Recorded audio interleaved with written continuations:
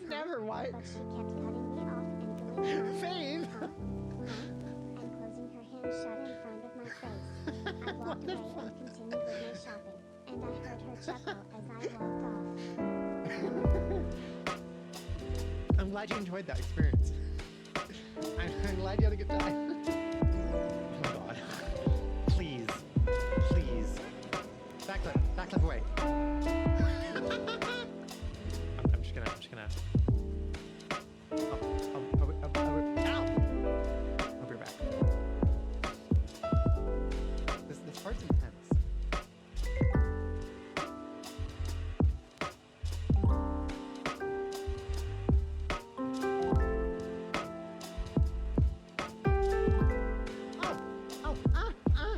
What? No! Oh my god!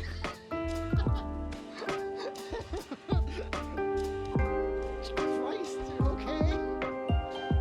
That was really scary. Cool, never mind. Easy game for... Oh, cool, stars. Just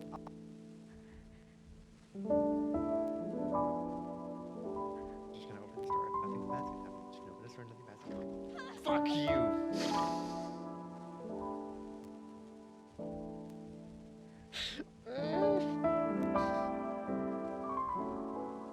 Wasn't it? This is very odd. Is the piano okay? Just take it a little slower.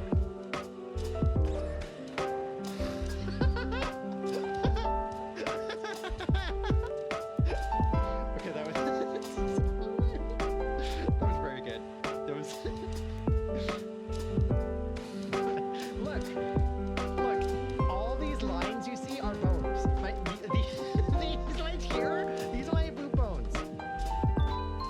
These are my boob bones, okay? This is my true bone. She's cool. She's a really cool VTuber.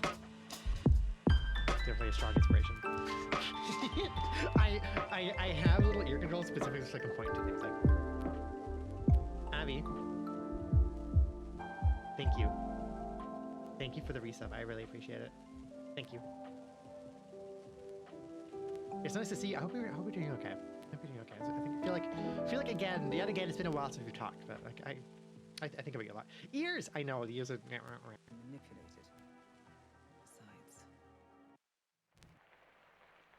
Besides.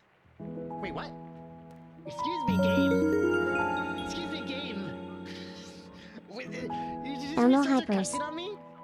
What are you doing? Oh. I have to know what she was gonna say. Hello. Okay, hold on. Let's go.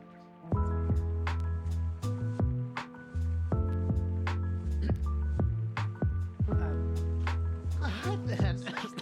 God. Chance check like this now. Every step by helping you out there and still you failed. Making an oil spill might be then again.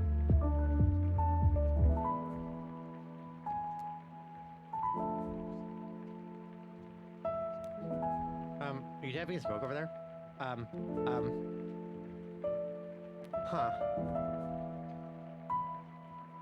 I didn't expect that. Oh no, I'm gonna kill this random person for no reason. Don't. Look down, dude. Look down. It's not supposed to.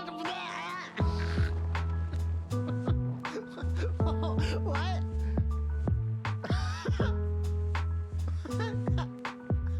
Why did you just stood there? Why did you just stand there?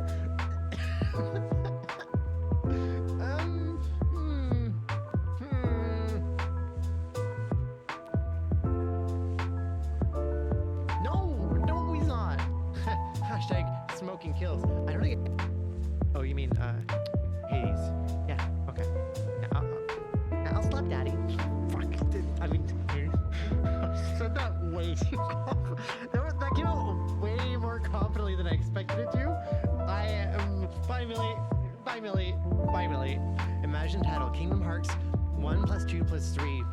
And by the way, 1 + 2 + 3. There'll be Roman numerals. Don't forget the 0.5. No, 0.8. Sorry. So Roman numerals 1 + 2 + 3. 0.8. non-Roman numeral 0.8 times 358 over 2 Ultramax Final Remix. Yeah. Remix. Ultramax Final Remix. We can already do the well. This is going surprisingly well. Ha! Do you see what I did there? That's called funny. I'm funny sometimes. Alright, Link. Sorry. Hi!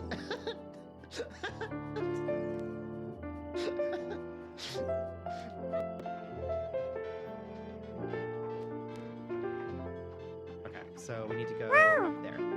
So I'm gonna aim just above this coin. I mean, maybe like here. Cool. Cool. I nailed it. Perfect. Cry so we can all enjoy your tears. Sorry. What do you think it's so fragile that they had to label it fragile? Nothing.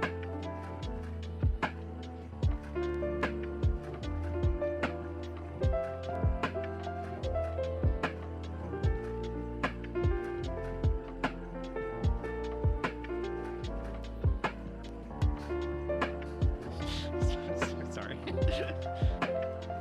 Okay, so there's like this build has so many different directions or things. Like look at this.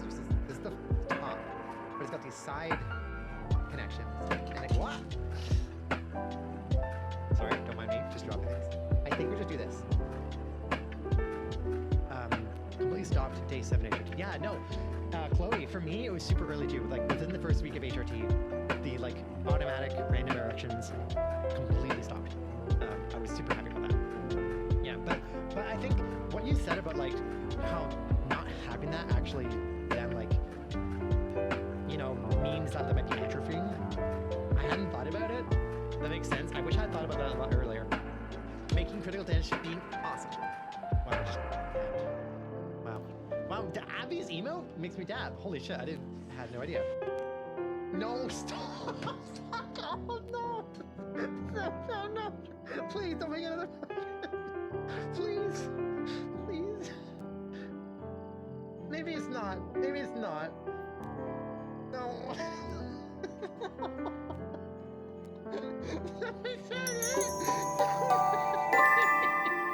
No, it's still going. It's still going. Okay. Oh my god. Oh no.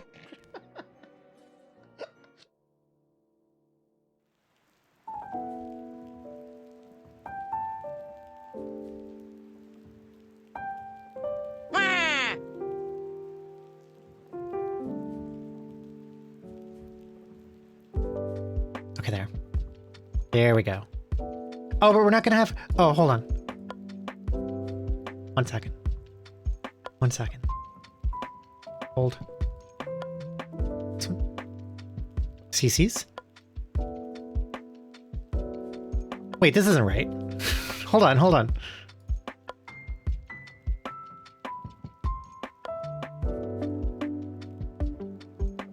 Okay, this is right. Why? Why are things difficult? Oh, hi, Mr. All. Chloe. Hello. Welcome on in. Let me quickly fix my audio because I guess all my audio settings worked on my absence. I think this. Okay, here we go. You should be able to hear me. You should be able to read the text. Oh, also, let me just move that. I got a new little sub goal thing over here, by the way. Look at that. Look how cute that is. Just a little moon. Just a little moon that fills. By the way, thank you for the resubs. Thank you for the gifted sub, Chloe and Julia. Thank you for the resub. It's nice to see you. It is. I know it's been a while. Also, my voice is a little like rough. I've been trying my best not to like rough it up or talk too much, but still my voice is like not 100%. How do you figure your hat back? Do you want my hat? I wanted to go no hat today. Also, is it gonna lag a little bit? Weird. If you want my hat back, if you ask nicely, I can put my hat back. I can put my hat back on. It's this button. There we go. Wait, did that change? No, it didn't change my glasses.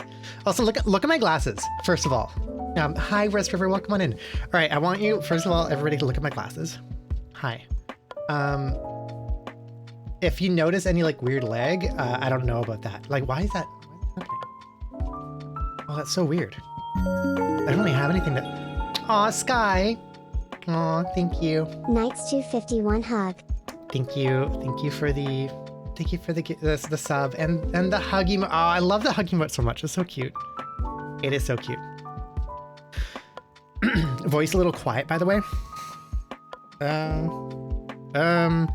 Really, it's peaking to the red on my end. And I can maybe make it louder. Relative to the music. The music is hitting negative 25 decibels and the microphone is hitting negative 10. I can make the music quieter. A little bit. And alerts. I don't know what the alerts were at. I'll just make the alerts quieter. Wait, oh, wasn't like this slider for something? Oh, I forgot how to control my computer. It's because I have my setup differently before. Sorry if I misled you. No, it's okay. I'm just like, audio is one of those things that's so hard for a streamer because like I can't hear what you hear in the moment. I hear my feedback. So all I can do is like look at like the levels on OBS and be like, oh, it's like this or it's like that. Why is my... Look at this. Hold on. Why is this not... Interesting. Okay, hold on. Let me try something because this is weird how it's not. All right. First of all, look at my glasses. I did a thing for my glasses. They now have lenses. So as I look around, you see this little like sheen. I thought I'd add like a nice touch. Also, found a very cool way to do that. I'm very proud of myself. It's a secret though. It's not a secret. I would tell you if you want me to, but like it's just like specific modeling things. Let me try this. I wasn't sure if I was gonna use this, but I guess if this is lagging, maybe I will. I don't know. Is it my phone? Is my phone? I'm so confused. Okay, well, let me see if it lags a little bit more as we keep going, and then if it does, I'll try to fix it. Good girl, we're proud of you too. Aw. Hi, Kat. Hi, Kat. Welcome in. So yeah, I did a little like glasses thing. That's pretty much it. All I've done for the modeling the past while. Actually, that's a lie. I also am working on a very cool controller thing. It's gonna take a bit of work, but like I have a really cool idea for like a controller that will actually respond to button inputs. I think that's possible. In 3D, completely unnecessary, but I think it'll just be cool. That's also coming. But hi, again, sorry about my voice. It's slightly rough. I honestly might not stream for a long time today, only because of my voice. Of like noticing, oh, talking is kind of rough right now. I don't know why either. So like okay, yeah, it's lagging. 1 second. I'll say we're just gonna catch up and talk for a little bit if you'd like to join in that. Okay, so I'm just gonna do button. It's going to make my model static, and then we're gonna do this. Hold on.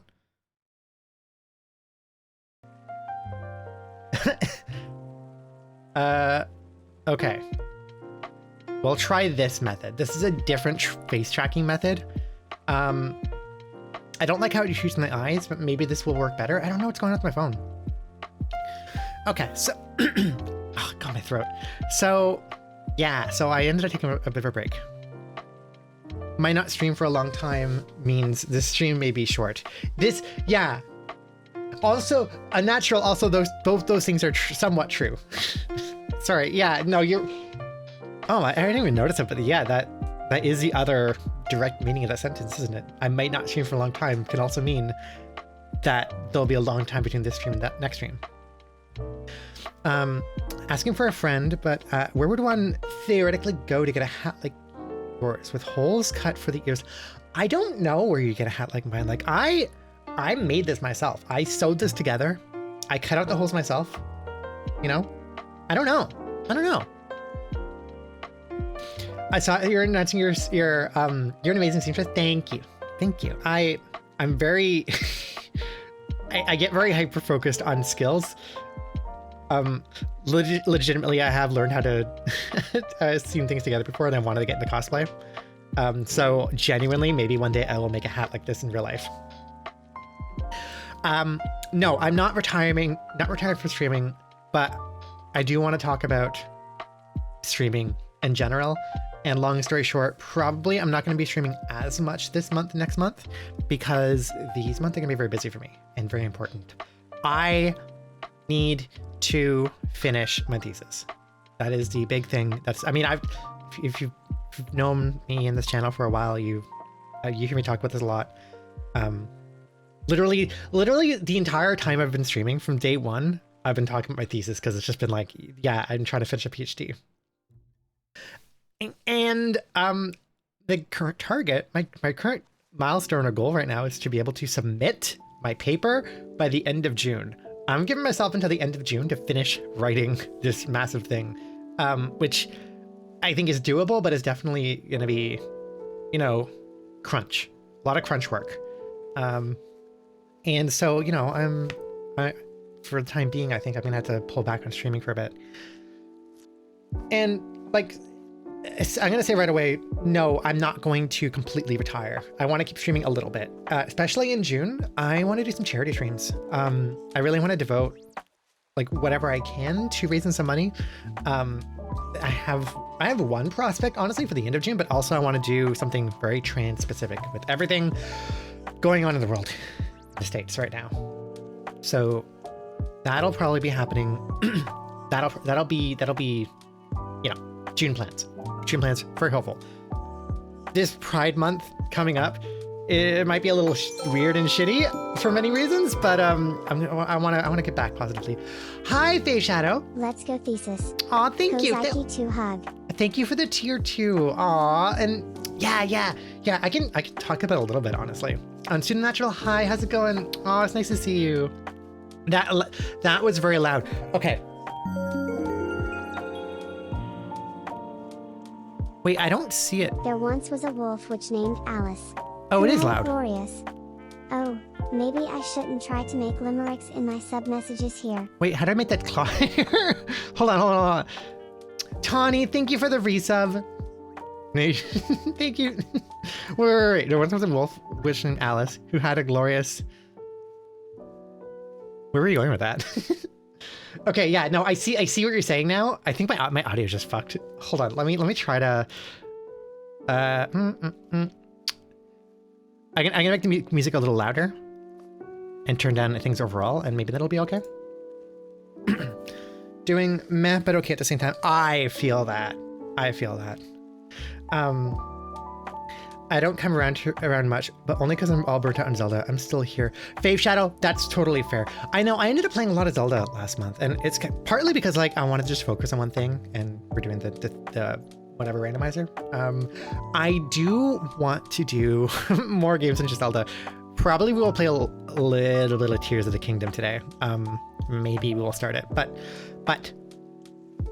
I've been thinking a lot about what I want to do with streams going forward in the future.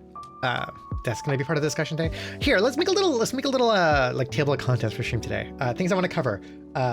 Bras, boobs, breast sizes. And in the Discord, I today, for whatever reason, I was compelled to do a bit of a takedown on a research paper on transgender women's breast sizes. And so I want to share that. So there's that. Want me to pin a list? Honestly, maybe. Because I actually will forget this, so sure. Okay, so not too many words from Alice. You can probably guess. Palace. But that doesn't, I feel like you're going for, Tawny, I feel like I'm going for something naughty, something a little raunchy, and palace doesn't seem like it. Palace, chalice, palace. Oh. It had a dark dungeon that was more of a dungeon, and the spanking there was not done with malice. Okay, so I want to talk about I want to do a little bit of a takedown with you on the specific transgender or trans femme breast size paper, and I'll let you know. I mean, I'm basically gonna cover everything I just did in the Discord this morning, but like I think it'll be good. I want to do this and talk about it. Probably also like make a video on it too. I want to. What's the next thing? What are some things that have been happening in the last couple weeks? Dunning-Kruger effect got absolutely demolished, or I found out. So maybe also I'll share that. Oh, I should have written this down. I should have written this down ahead of time before streaming, because now that I'm streaming, I'm just completely, I think you totally nailed that. The paper made a simpler mistake by being off by 4 inches. Tawny, that's my conclusion. That's literally my conclusion. It's just like, I think this paper is just completely off by 4 inches. And here's why. Yeah. There's a lot of different trans-related news that have been happening, both positive and a lot of negative. I sent my response in there as well, but you went live as I typed it. Oh, let me see. Yeah, because like Chloe, I remember you specifically, like I know about this paper mainly from you, but I know that I've seen people talk about it. Oh, this is a long response.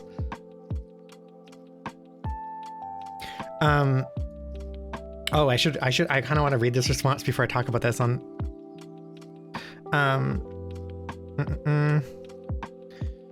Yeah.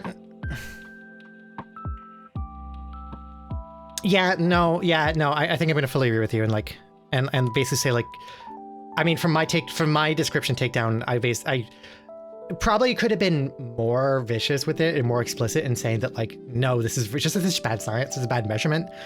They kind of hand-wavingly say like, oh, we use this other paper's measurement methods to measure breast size. And the other paper, I didn't talk about this, but the other paper, I did read it. And essentially it uses one specific clothing manufacturer's like method for breast sizes. And like, they don't really explain, again, I think the big issue is that weird like 4 to 5 inch adding and when not to do it, and not having no standardization of breathing. I think those are like very, very big things. Also, it's just 1 year. It's just 1 year. Their results seem to indicate like a plateau, but like obviously that doesn't seem to be the case. Yeah, there is some like more greater commentary on like science in general and how much we should extend science, right? Oh, there's another thing. Okay, yeah. The other thing I wanted to point out is something I tweeted about. I was on like some Twitter thread and what was this? I found somebody wrong on the internet, and usually I don't worry about it too much. I'm just like, yeah, whatever. And I don't typically respond to things, but this one thing I saw, just like, so there was, it's not even specifically translated, but it's like goes into, it's actually not translated specifically at all. It's more just like misogyny in general. Lovely, right? It was like somebody on Twitter is making a very wide-reaching dismissive claim that just women are worse at FPS games and like worse gamers than men. Scientifically proven, biologically proven, no sources cited. And it's like, no, don't make wide claims like that. And somebody responded. This person didn't get much attention, but like I just saw a response being like, what do you mean? Reaction time is proven to be faster than female, or male reaction time is proven to be faster than female. That's 100% impacts gaming. Links 3 citations, doesn't say anything. So I looked at the citation. I looked at the paper. The paper literally doesn't say that. It's also one of the worst studies I've ever read. Like, it's awful. And I'm a little concerned that like this paper actually is used a lot to try to like push this super fucking misogynistic idea that for some bizarre, unexplainable reason, like women are worse at video games, which the results don't even show. Oh, we need a hyper nopers emote for people who are egregiously wrong. Yeah. Hi, friend Driller, how's it going? So, I will also share with you my takedown on that, in all its wonderful glory. But yeah, and also just I want to comment in general that like, yeah, there science can be harmful. Science can be really harmful. I guess the other thing I want to talk about is one thing related to Florida. Again, this is just a table of contents, I'm not actually going to talk about it specifically right now. If you want to dip out later about that, but I want to talk about something I mentioned in Discord, which was specifically about using science or the guise of science in a really fucking harmful way to like marginalize and attack and hurt people. Long story short, Florida paid for a scientist to do a incredibly biased and just wrong study to say bad things about HRT, so that they would have something to point at to be like, look, HRT doesn't do anything. But like the thing they paid to have a result published that would benefit their political agenda. That unfortunately happens, and like it's really fucking harmful. Your science is bad, and you should. Yeah, no, but like it sucks because this thing happens and it does have effects, and it doesn't matter the quality of the science. People don't look at the science. People don't look at the papers themselves. People don't digest like what's actually done in the papers. They'll just take the end result. And people also don't look to see what the conversation about the papers are afterwards, right? Like we are still trying to fight against people who think that vaccines cause autism, even though the only paper that has ever shown a link has been 100% proven and admitted to be falsified, like heavily cherry-picked data to essentially make sure that the results say that, and was done for the intent purpose of saying that conclusion. Like it was paid for propaganda, essentially. The person who published that has been like completely stripped of their credentials. The paper's been revoked over and over again. There's been so many studies saying, no, that's not right. But yet, people still think that. Anytime your science starts out with conclusions, yeah, literally, exactly. That's pretty much it. And like this happens very egregiously on like a lot of like wide-scale issues like this. This also happens very subtly too. A lot of scientists fall in that trap, and that can be a common criticism that you can probably find and point out in a lot of studies. But yeah, it's just that it's not as harmful, but it reminds me of the myth that Genghis Khan conquest lowered the amount of CO2 in the atmosphere, which is purely based on a paper that specifically says that such a thing would have negligible impact at best. It's just that news articles written by people who don't know what they're doing are perpetuated by other news outlets, and yeah. Like there's so many like sources for this kind of miscommunication of science. It can be intentionally done by the scientists trying to say something for a political agenda. Maybe they're paid for some reason. It can be done because not intentionally. It could be done not intentionally by the scientists, but by the people reporting on the science that don't understand and can't really digest what they're being told or what the science is saying, but they just look for like a result. Shit, Sky, what was the thing that I said? It was just like, oh, this was ended up just being one guy. Damn it! There's yet another example recently of like something I found out where it turned out that like the source of this thing was basically a single reporter, being like the one guy to say that, and just like widely misinterpreted the results, and now everyone just reports on that thing.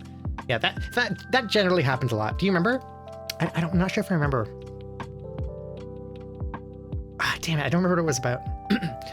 It's also horrific how long these scientific results can linger in the public consciousness. That's exactly what I mean. Like with the autism vaccine link specifically, like that is still in the public conscience. That we have not been able to like dissuade people of that. People just think that, even though there's not only zero evidence, but so much like a mountain of evidence against that. And also the thing that originally people it's like, hi, oh, hey day, how's it going? Hello. I once followed a citation for some statement, and the cited paper cited the other paper for the same statement. Oh, it's actually really interesting. And again, like there is something here about like a lot of science actually is kind of inaccessible to the public, both because the papers are just legitimately inaccessible and you need to use a university library to get access to them, but also digesting the papers is a bit inaccessible. Most case scenarios, if you're ever having trouble reading a paper, if there's like if it feels like it's hard to like process, oftentimes it's because it's bad writing, because a lot of scientists are bad writers. But also just like it's then hard for like a common person who doesn't have any training or experience in digesting scientific papers to like basically not be able to catch those things, right? Like you're not gonna be able to catch like weird circular moments. So you're just gonna take things at face value because like, you have to. You don't really have another choice, right? Oh yeah, no, unnatural. I would imagine that would be deliberate. Like that wasn't a mistake. That it probably I would suspect that they're citing themselves in a different paper that is maybe published at the same time. That can sometimes happen. I'm not super well studied on how papers are written. Usually I struggle with decipher much past the intro summary, so that's what I have to go on. And literally don't even read the intro. So yeah, digesting papers is a bit of like a thing to learn, right? Like for instance, when I read papers, I don't just read it straight to back. I don't read it from like beginning sentence to end sentence. Usually I'll read the abstract and then I will go straight to the results. I would look for the figures, look for the results, see what they actually found. And once I get an idea of like, okay, usually the figures will have a description that says what they're showing. And at that point, maybe I'll say like, okay, let's go see what they're like. If I don't have an idea of what their conclusion is based on that, I'll look for that in the discussion a little bit to see like, okay, what other sweeping statements they're making based on that. And maybe only then, well, actually then I will go look at the methods to be like, okay, what did they do what do they actually do? And if that actually goes into what they think they found, because the conclusions people draw from their results can be different. You can come to different conclusions from the same result. Conclusions are like an interpretation based off the data. So like I try to make sure that if I'm reading a paper that I understand what the data is and what I understand what the researchers think this data is saying. And part of what I'm trying to evaluate is if I agree or disagree with with that. and you know, and then like maybe then I'll read some of the intro if I'm like, okay, maybe I want to like see some backend information. The intros are usually like mini lit reviews, so it's like not that important. Also, they're usually super dense and like very boring and not very well written. Again, there you go. There's my breakdown of how I digest research papers. But yeah, no, even still, like, yeah, it is difficult to like struggle if like, and it's the kind of thing that we just kind of need to get experience looking at that and thinking about it and processing. Yeah. Pro tip for paper authors: almost everyone reads in the title, abstract, figures, figure captions, conclusion, intro. Yep. Literally most, I think that's a pretty common, once you're like used to reading research papers, that like, that's how you're going to be, reading things. Yep. Okay. All right. Anything else I want to talk about?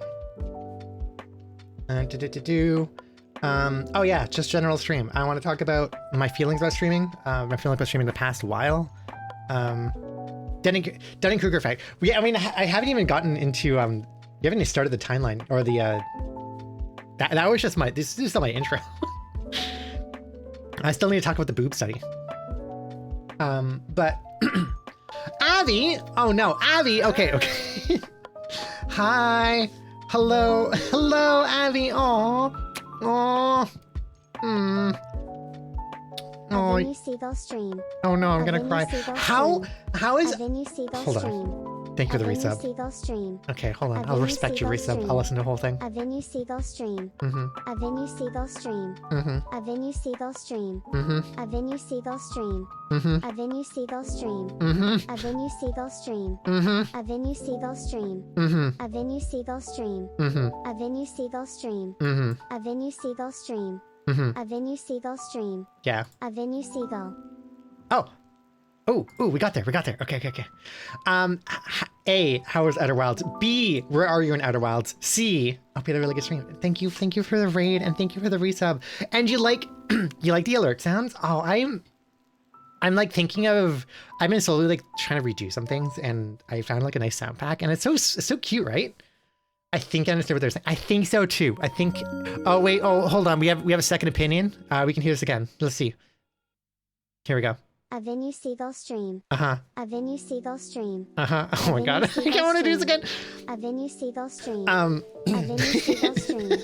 I, Vinu Seagull hi Jimmy, stream. thank you for A Vinu this. Seagull Thank stream. you. Thank you A for Vinu this. I Seagull appreciate stream. it. A I'm just gonna Vinu drink water Seagull while this stream. happens. A Vinu Seagull stream. A Mm-hmm. Vinu Seagull stream. Mm-hmm. A Vinu Seagull stream. Mm-hmm. A Vinu Seagull stream. Mm-hmm. A Vinu Seagull stream. Mm-hmm. A Vinu Seagull stream. Uh-huh. A Vinu Seagull stream. Mm-hmm. A Vinu Seagull. Oh, we got there. Hi, Frank Freeman. Hi, Raiders. Hi, everybody. How's it going? Oh, we had a really good time with Abby in her stream. I know you did because she's a fantastic streamer and she genuinely crafts really wonderful experiences.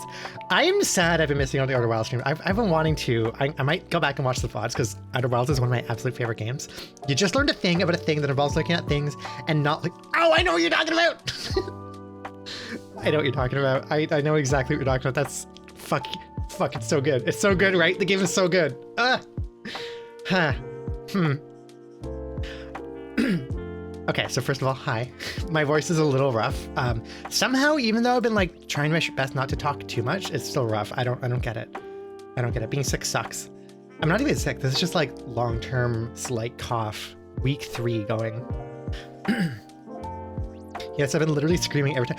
It definitely is the kind of game that like makes you want to scream like, oh my god, when you're like, oh, wow, I can't even raise my voice that high. Is that the insert stream name from the insert planet version? It definitely, most definitely is, Silver. Welcome on in. Oh, Jimmy, yeah, Outer Wilds. I just love games like that, and it's okay, yeah. So yeah, I for those of you coming in, if you haven't seen me streaming in a while, I took, first of all, yes, my name is Alice. Hi, hello. I took a bit of a hiatus. For multiple reasons. Reason A, strep throat. Strep throat sucks. Reason B, just like long-term cough on top of the strep throat.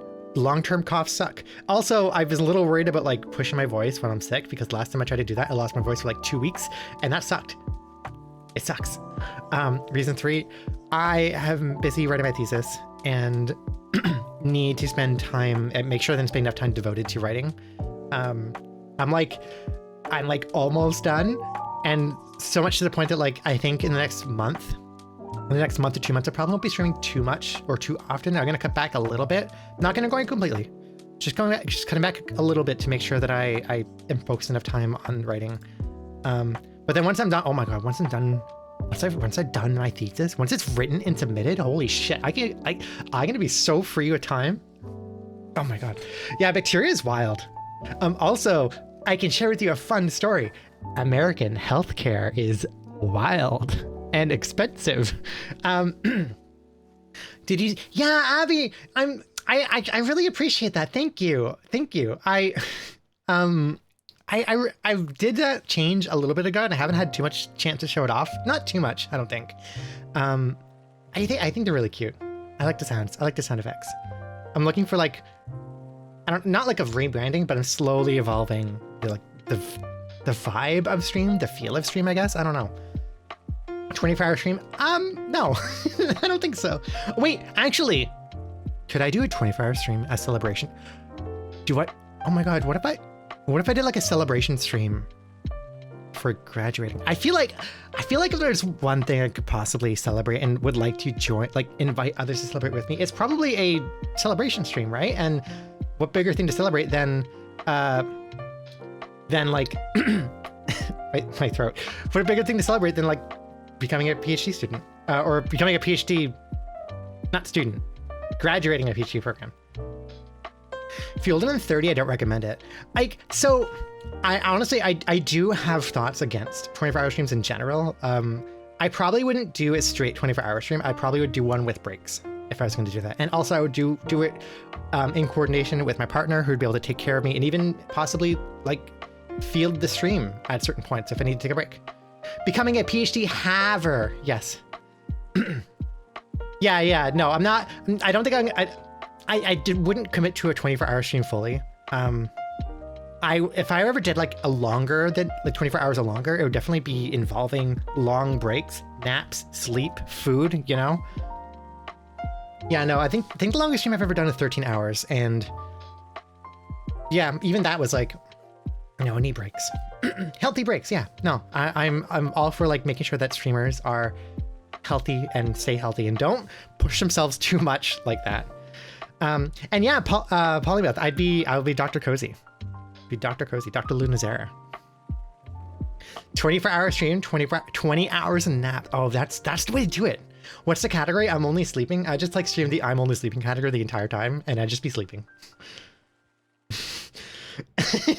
Pseudo. Yeah, it's not a competition. Even when you see people do like subathons, right? Like they're not like streaming the entire time. They sleep, they take breaks. Like it's fine. Yeah. So the plan overall is to play. Also, thank you for the follow earlier. The plan overall is to play Tears of the Kingdom today. I am questioning whether I'm actually going to get to that today, mostly because I don't know how long I want to push myself for talking, and I want to prioritize like having conversations with you all rather than playing the game.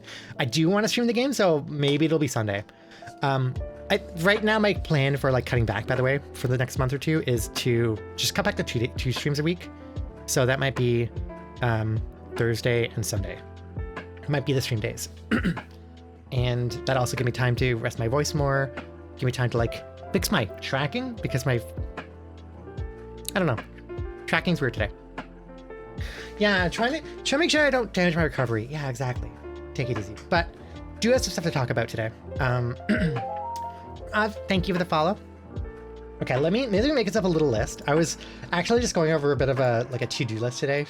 Let me actually write this down. To-do list. So, one thing I want to talk about, I guess maybe 4 things in general.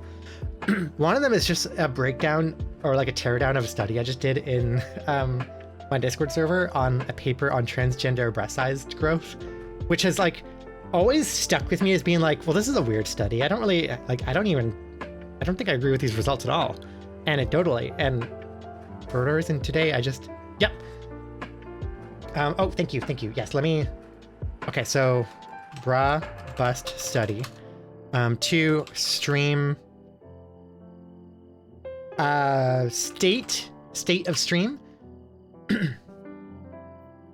First item on list, be awesome. You already accomplished that. Okay, good. 3, Dunning-Kruger effect. 4 was this other thing. This is just like gonna be a laundry list of things that have like caught my interest and I've been slightly hyper focused on for some period of time in the past like 2 weeks. 4th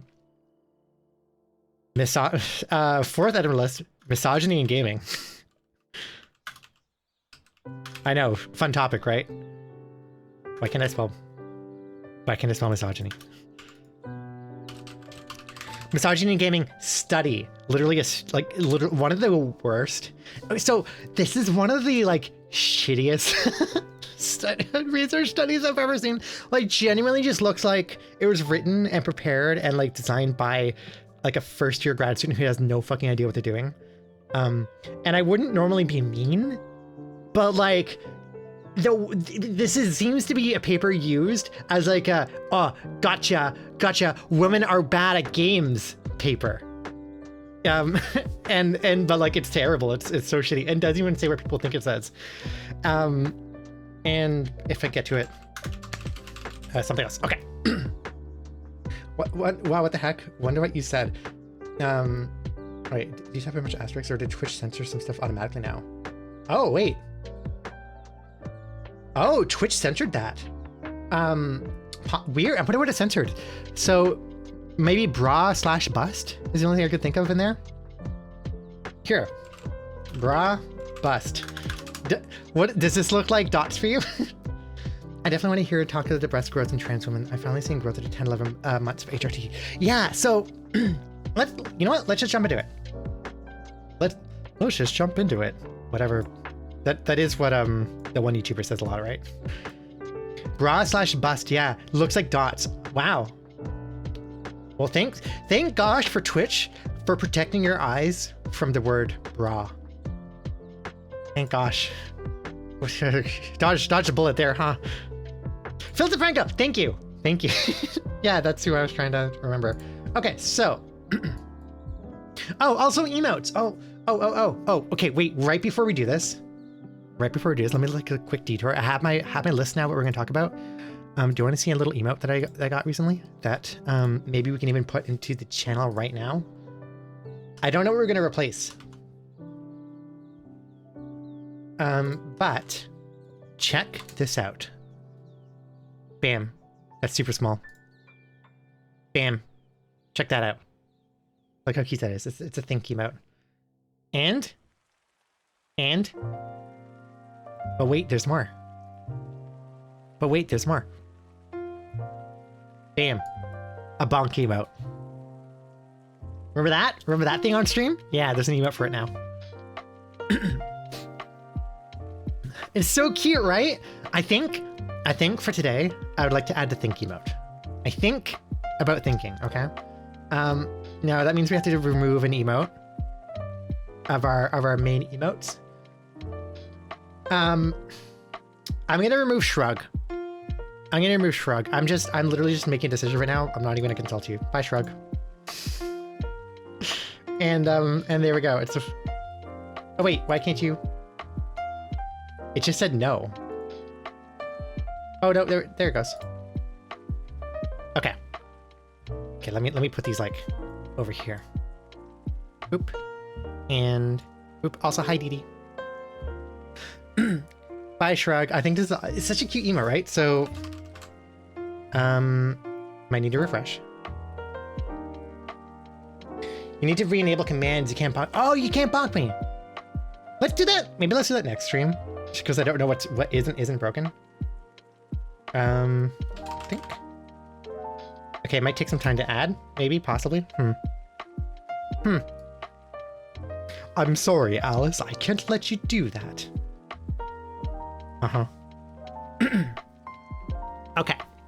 Okay.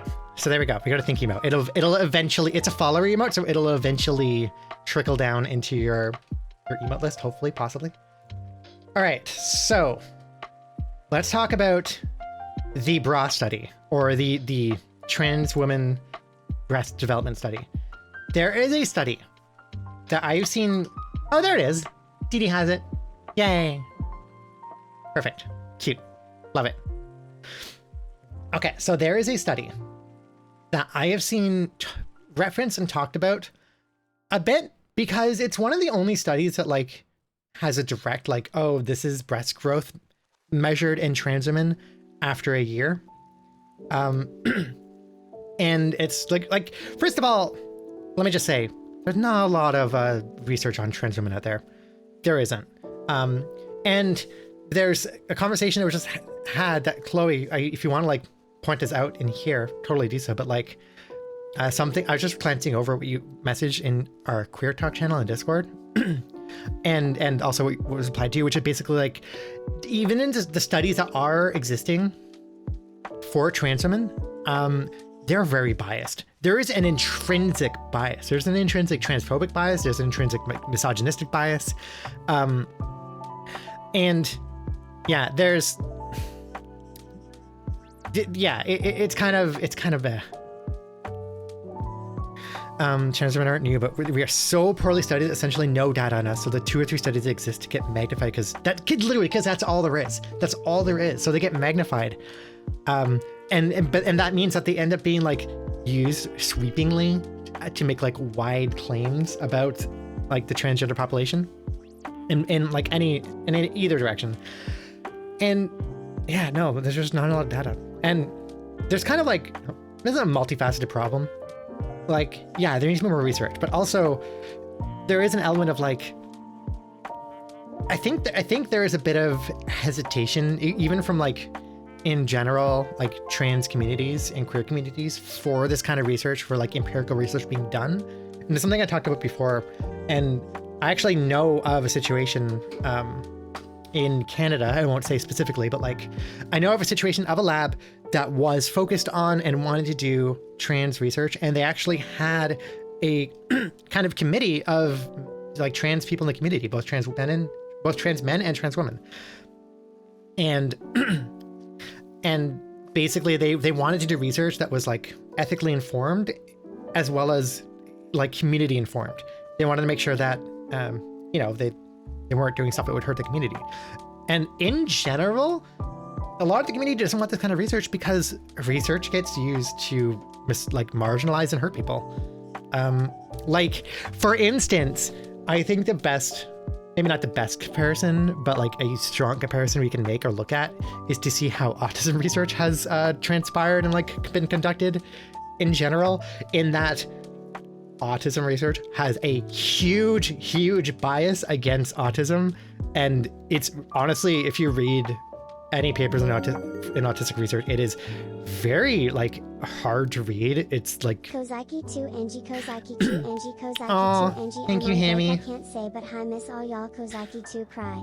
oh, miss you too. Thank you, Hammy.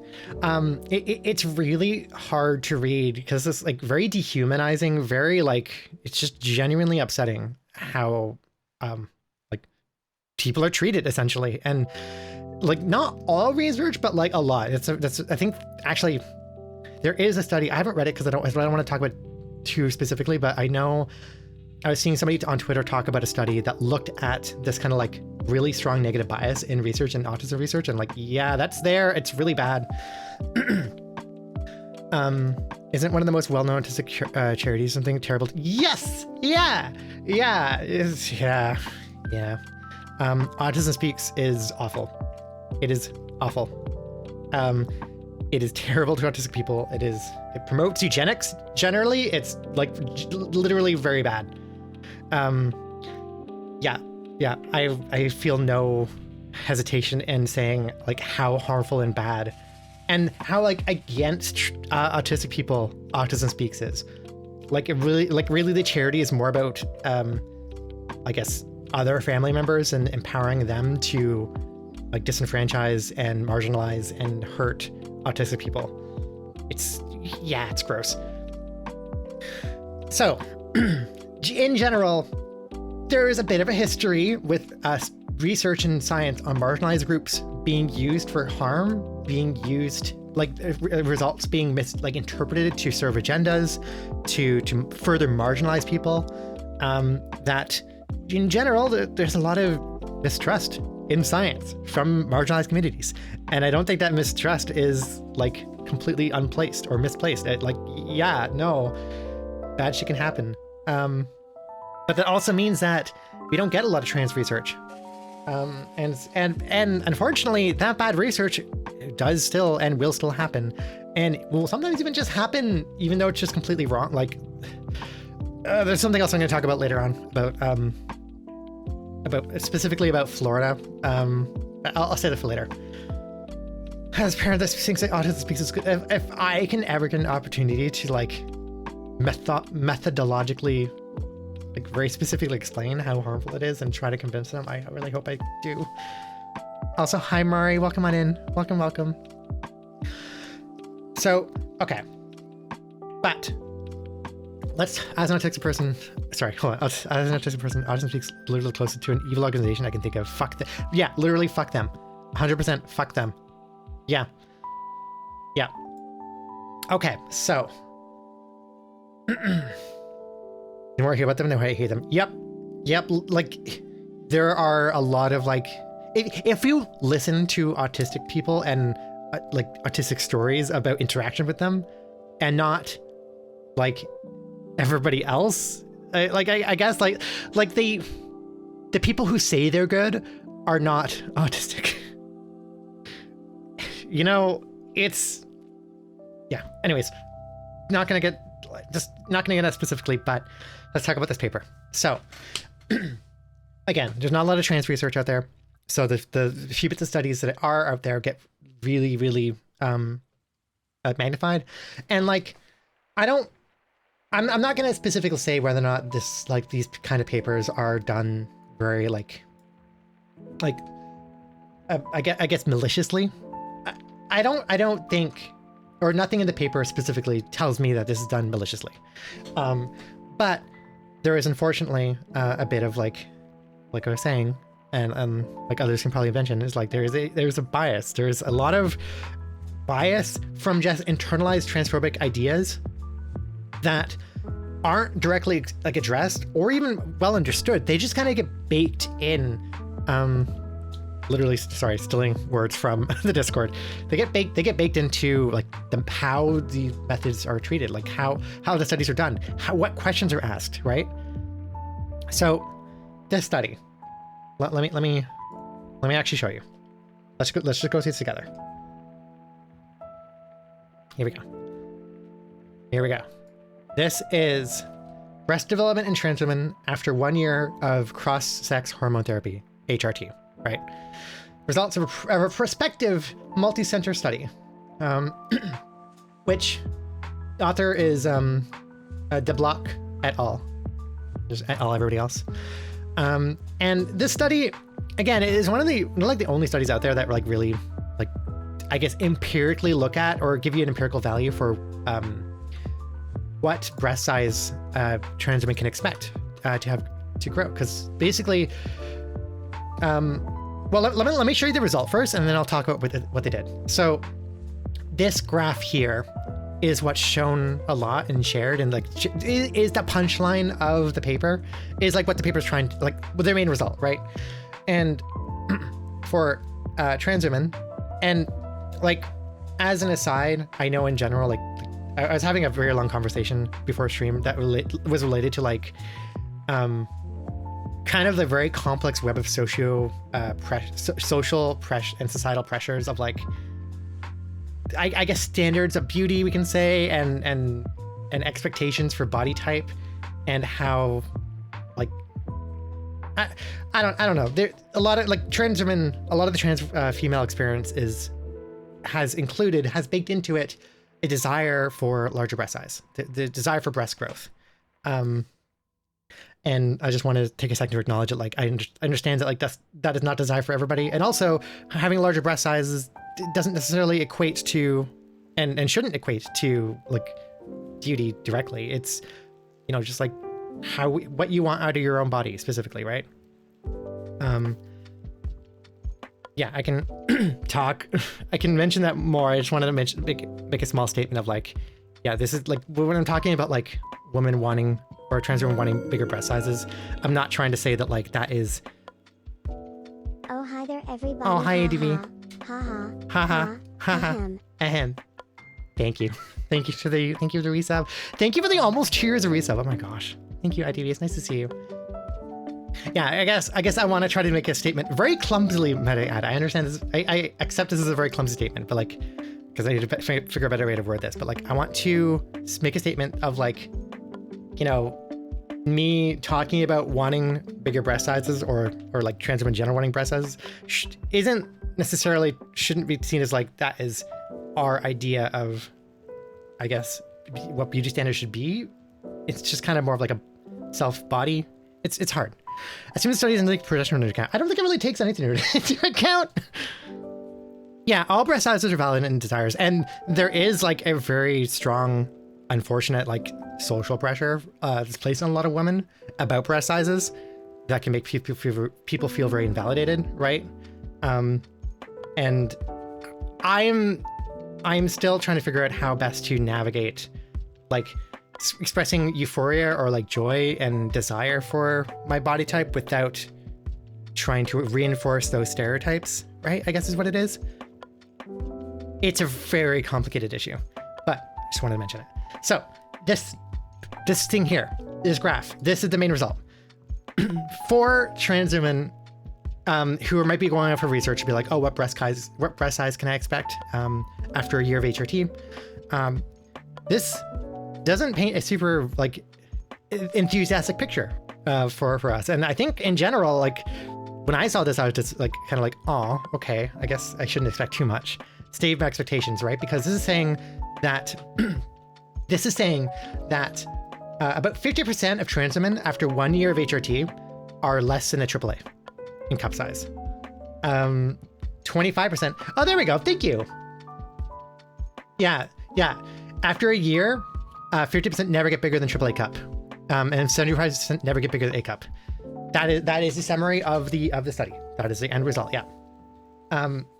And you know, again, if you're a trans woman or just interested in this topic in general and looking, and you just see that, that's what result you'll take from that.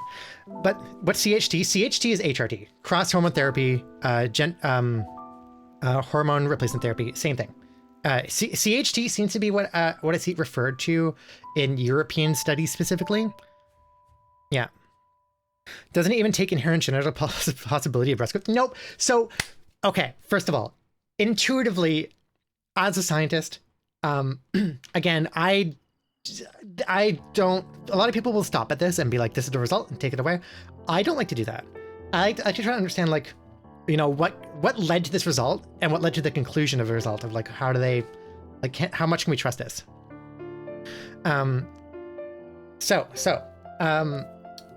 I remember originally my initial intuition of, like, what I wanted to know is, okay, what is their population? And exactly, Fendweller, that question. Did they take into account inherent genetic possibility of breast growth? So first of all, their population. They looked at a total of 230 trans women across three European cities, Amsterdam, Florence, and Ghent. I don't know if I'm pronouncing this correctly, actually, so feel free to correct me. As far as I can see, they did not, they tried to control for, or I guess match for, I guess, different things like height, weight, BMI, smoking, alcohol use in their population. But no, initially or immediately, they didn't take into account, like, genetic possibility of breast growth. Like literally the first thing that jumped out to me was like, hey, this would be a lot more informative if this was matched to a control study or to a control population. There isn't a control population here. You know, there's no cis women being compared to against. And I think what it would probably be, like, actually informative would be if it'd be a very, very limited population, I know, but there's definitely people out there of, like, specifically brothers and sisters, or sisters and sisters, brothers and brothers. They actually did measure trans women in here. I don't know why they excluded them. I was going to mention that too. I think this population was used for multiple studies. That's the only reason I could think of why they mentioned they had trans men in here, when I don't think they actually looked at the trans men in their results. But okay, so first, immediately, this would be a lot more telling or a lot more, like, informative if this was actually comparing or controlling for, like me. I have a sister. She's 3 years old. She is younger than me, actually. Like, what's her breast size compared to my breast size? Right? That, like, immediately, just like genetic comparison.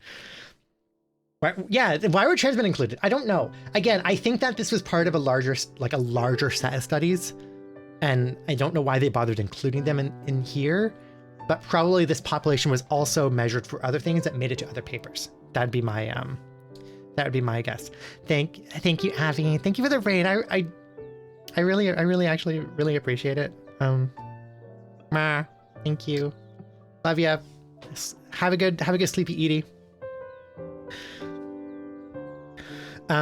As far as I can tell, the trans men were not included in breast size measurements. They were basically excluded. So again, like, I don't know why they're in here. The end result, the population is 229 trans women. So, I don't know. After checking the tables you posted, their AAA should be labeled C. Yeah, exactly. So I'm skipping ahead and making so angry how badly messed up. Yeah. So, okay. So first of all, that's my initial intuition, and then just to like initially draw into question, like, this result, what they saw. By the way, I should also mention their other result, which is this. This is a graph showing a mean breast chest difference in centimeters over HRT, CHT, in months. So they measured this was a longitudinal study across those 230 or 229 women, and they measured breast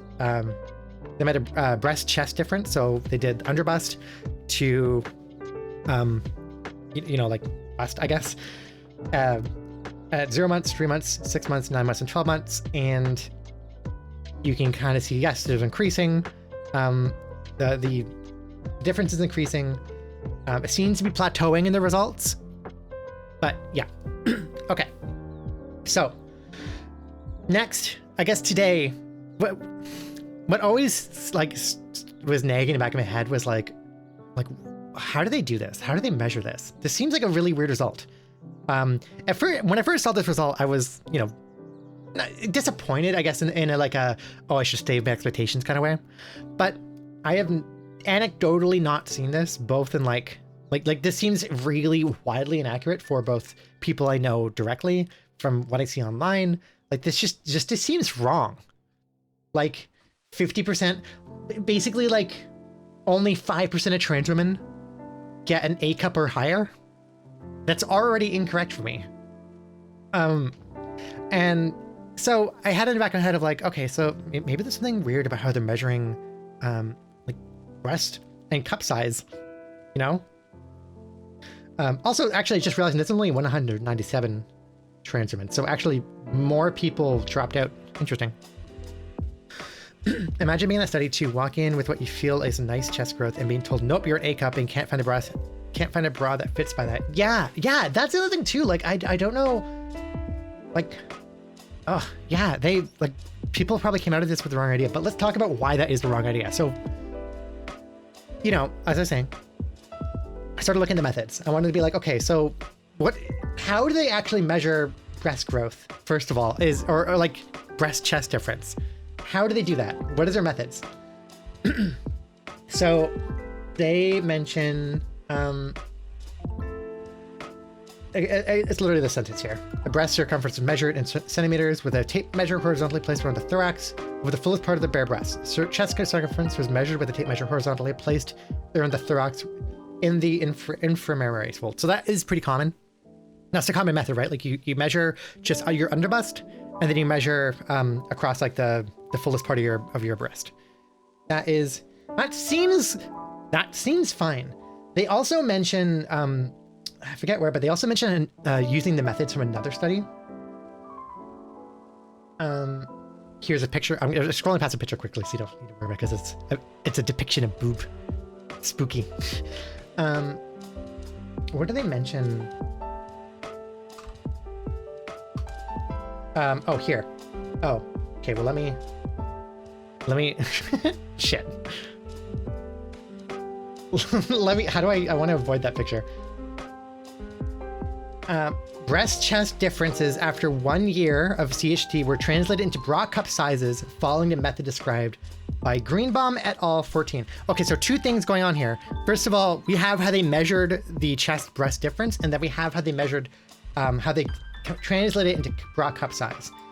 Okay, so I said, okay, we'll look at that paper in a second, but let's look at this graph again. Boobs are spooky. Let's look at this. Let's look at the graph again, okay? Look at the numbers. This graph is saying after 1 year of HRT, this number here is the difference in chest to breast size. Okay. So how do we measure cup size? So basically we have the difference here, and then we have cup size next to it. Now, usually in the States and a lot of places, we tend to use inches, not centimeters, for breast size with the measurement. So let's convert these to let's just do a simple conversion to put these into inches. Okay, so 8 centimeters is 3.5. Here, I'll write this down. Oh, it is not. I can't write this down. Oh wait, yeah, I can. I can just put text on the screen. I am a god of this OBS, and I can do whatever I want. Okay, so 8 centimeter is what did this say? 3.15. 15 inches. 10 centimeter. We'll just do 2. 10 centimeter is 3.94. Let's say approximately 4 inches, and this one is approximately 3 inches. Okay, and then 12, what they're calling an A cup. I think if you know how to calculate bra size, I think you might see the problem already, right? I'm not looking at chat, but this is approximately 5 inches, okay? So what they are calling, yes, this is the difference between the under boob and the fullest boob, is this number. This is not good as, hold on, let me make this black.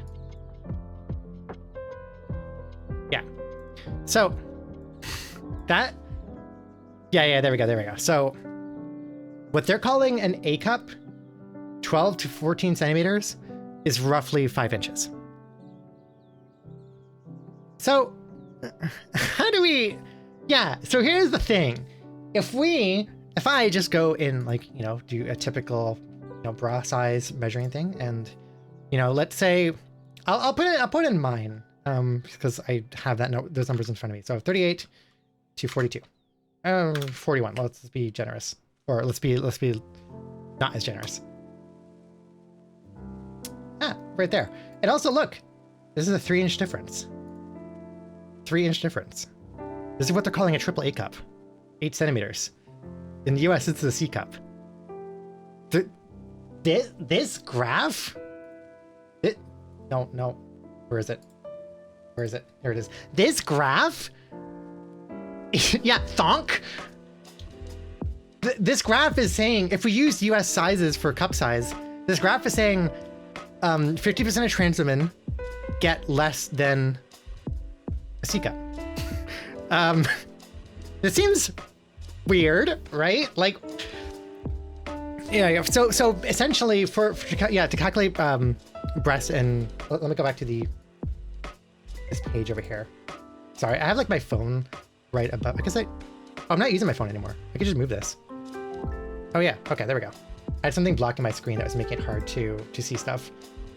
So the way to do like cup size is you find your band size, you know, under the boob, find your bust size over the boob, and the difference between those two measurements is your cup size. So, and typically it generally goes up like 1 inch per cup size. So 1 inch is an A cup, 2 inches is B cup, 3 inches is C cup, so on and so forth. And then your band size is just the 38, so 38C. That's what I got. That's how we got that. They have invented their own cup size measurement, or to be specific, for measuring boobs. You should be generally doing that without wearing anything, as I'm aware. Yeah. So yeah, something is weird here, right? And yeah, this is angering, because immediately it's like, okay, so this is actually like really misleading and just seems wrong. How does this happen? I wanted to try to figure out or track down, like, or even like at least postulate how this happened, how this occurred. How did they get here? How did they make such a stupid ass mistake? So, you know, they mentioned for the cup size measurement, they referenced another paper. They referenced Greenbaum. So that's this paper right here. Greenbaum et al. An investigation into the suitability of bra fit in women referred for reduction mamoplasty. So, right, skip past the images. Damn it. Generally, like this, so they, hold on, let me not show the images. Just wanted to show this here, where they outline their method for measuring cup size, or measuring bra and cup size. So generally there are simple, and this is supposedly the rules, or the table or the measurement system that the paper we just looked at used. Okay, so 2 measurements are made around the thorax. Both tapes should be firm but not tight, and values are rounded up to the next whole number. First measurement, circumferentially under the breast. Second measurement is around the back and the breast at the most prominent point. Yep, everything sounds normal. From the underband measurement, the back size is divided by adding 4 inches to an even measurement, or 5 inches to an odd one. To find cup size, the underbust and back size are compared if they're equal. Cup size is A. That's all seems right. But this sentence here. This sentence right here. Now, I have seen like the add 4 inches rule sometimes. It's, and I wrote about this in the Discord too, but like it's very hit and miss when it shows up, when it doesn't. And first of all, we should note that like there isn't a standard There isn't a standard. This is all done by manufacturers of bras, and different companies do different things. They do different things. So yeah, they do different things. Anyways, this table here seems to be what they used. It's a little hard for me personally to try to like translate this to the study, but like this table is essentially how they got their A cup. Which, like, whatever. Okay, so they're doing something. It's supposedly derived from a certain manufacturer. I think Warner UK Limited specifically is the standard they're using, which I guess is just a specific company. But also, yeah, AAA cup measurement doesn't even exist. So that's like a complete aside of like, yeah, what the fuck is AAA measurement? Generally, AA is reserved for when the underbust is greater than the bust, and there's nothing meant to be after that. What company? I have no idea what company this is. That's just a company this paper used, and like they talk to the company. I guess they talk to people at the manufacturing company, and then that's what this people use. So, anyways, like, I wanted to try to figure out like why this was happening. You know, like what is going on here, and yeah, like what the fuck is a AAA battery? Yeah, exactly. They just made this up. They don't talk about making it up, by the way. They don't talk about making it up at all here. This literally made it up. Just pulled it out of their ass. And it's part of their main result. But like even if they had specifically said, oh, like AAA cup we're saying is anything more than like 2-inch difference the other way around or something, that wouldn't matter because there's clearly something going on here, right? And let's go back to that 4-inch difference. So like why do some people say to add a 4 inches? If you look up different process measurements, so this website, for instance, doesn't have that. Does not include that. It does not say to add 4 inches. If you look at calculator.net, what a fantastic website. I'm just kidding. It seems like silly. Like this must just have like random calculators built in for just like anything. But like, I wonder who makes these. Anyways, it doesn't matter. This has different charts and has a calculator, and even mentions does this mention? Yeah, a few manufacturers use the underbust plus 4 method, which adds 4 to 5 inches to the band size. So just randomly, some manufacturers use that method and some manufacturers don't use that method, I guess. Here's another website. This one doesn't even have... This one doesn't even have that, what I was looking at. Okay, so then this website, which was... Yeah, I need to be careful with the pictures, I guess. Lounge.com, only specifically wanting to look at this sentence here, because I was, again, looking for like other sources, like where does this included? Lounge.com suggests 2 to 3 inches for their band size to ensure you feel comfortable during the day. That's not 4 inches. That's not 4 inches. And then this website, amplebosom.com, has a little article saying why add 4 inches to the band size, and their description here, their opinion, these are all opinions, but also like there's no real like standard to go off of, right? Their opinion is like, basically says, okay, yeah, if you have like a very firm, unelastic bra, especially more expensive bras, be like this, can be kind of uncomfortable. So like adding 4 inches is for comfort. However, you can find that some cheaper bras or brands that have more elastic in the bras, the 4 inches are not always needed as you have extra stretch in them anyways. So like, why are we adding 4 inches sometimes, and why are we not adding 4 inches sometimes? The best thing I can point to, and I think I'm right about this, I think it's basically just to account for the size difference when you breathe in, because that's what changes when you, like, that's the only thing that changes. It's when you breathe in, your chest size changes because you're inflating your lungs. They even mentioned this in the paper.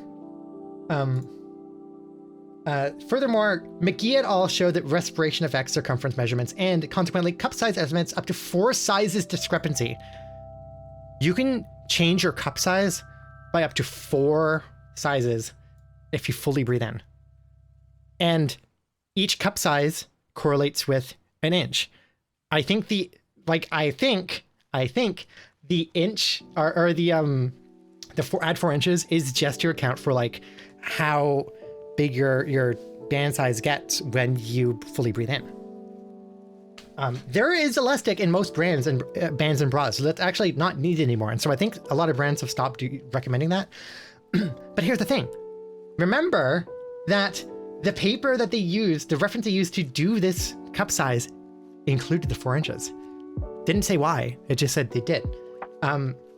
I think, like, I guess, and I guess on that, this table they used essentially has the 4 inches built in, right?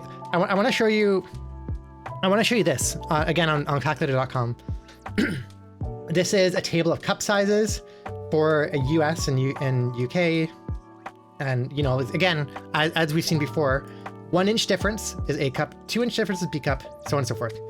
But then look down here, bus span difference in centimeters for continental Europe cup sizes. 10 centimeters to 11 centimeters, which is 4 inches, is a double A cup. This doesn't make any sense and does not add together unless you subtract 4 inches from this. Which 4 inches is 10 centimeters. If you subtract 10 centimeters from this value, this is essentially, yes, a double A cup. These values have the 4 inches built in. Oh, it's calculator.net.com. Okay, fair. So what's going on here? I think they're just shifting all the sizes down by 4 inches. Yes, exactly. That's literally what it is. I think so. We have the actual chest to breast measurements here, and we have the cup size, and we can see that this is using, again, 10 to 12. This is using basically this chart, 10 to 12, double A. They made up a triple A, sure, whatever, I guess, if you really want to be weird about that, but like, that's this. That actually matches up here. That's what they're using. That's what the other paper used. And so, yeah, I guess first thing to point out overall in this teardown review, this is not using the cup sizes that are generally would be used in North America. And even in the UK, I guess, what they're calling a double A cup here is, wait, what was it? It was 10 to 12 centimeters, right? Which is about 4 inches. What they're calling a double A cup would be a D cup. Oh, VNAM froze, weird. It would be a D cup. So this is saying, actually this is saying, just go back to whatever Chloe had written this up before. I'll just read what you said. Or maybe it was too far back, but like, if you translate this to like how we would normally use or calculate cup sizes, this is saying that like 50% of trans women are below a C cup, or below A cup, 8 centimeters. 8 centimeters is 3 inches. It's below a C cup.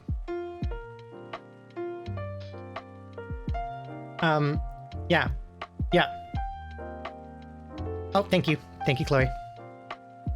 So like, yeah, that's super weird. And like, so this could be malicious. I don't think it is malicious, but I think there is definitely so it's a lot of things wrong with this study. Like I said, there's no single control group. Like I would have loved, it would have been incredibly informative if they like compared to cis women's breast sizes and using their methods. That would be like the like easiest way to solve this problem, to be like, okay, this is how the comparison we're making. We don't have that comparison here because they didn't have a control group. So when you look at this, we're erroneously making our own comparisons against what we think the comparison population is, but actually their conversion here is a different conversion from what we're using. Detect is gone for now. I think I took it away for a bit, and it'll come back at some point. We just don't have enough emote slots.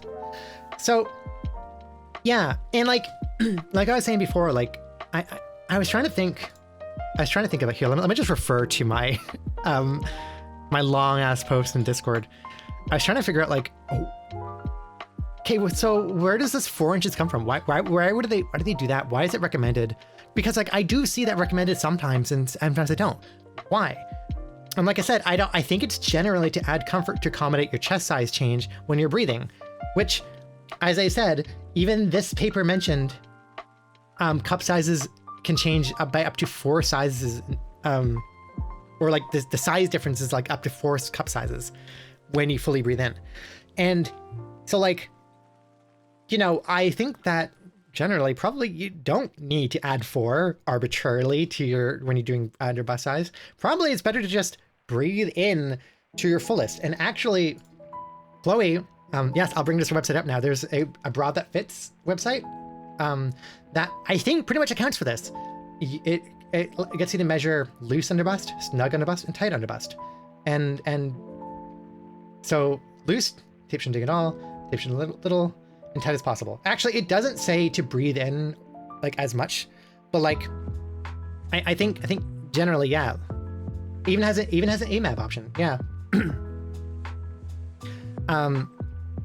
And what time period is the study over? The study I'm talking about, this was over 2018. So I imagine the population was studied between, realistically between 2016 and 2017, because the study was published in 2018.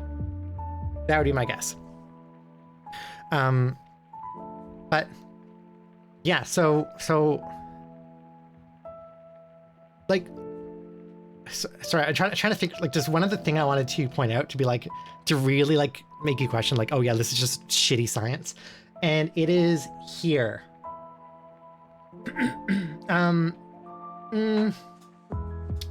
Where is it?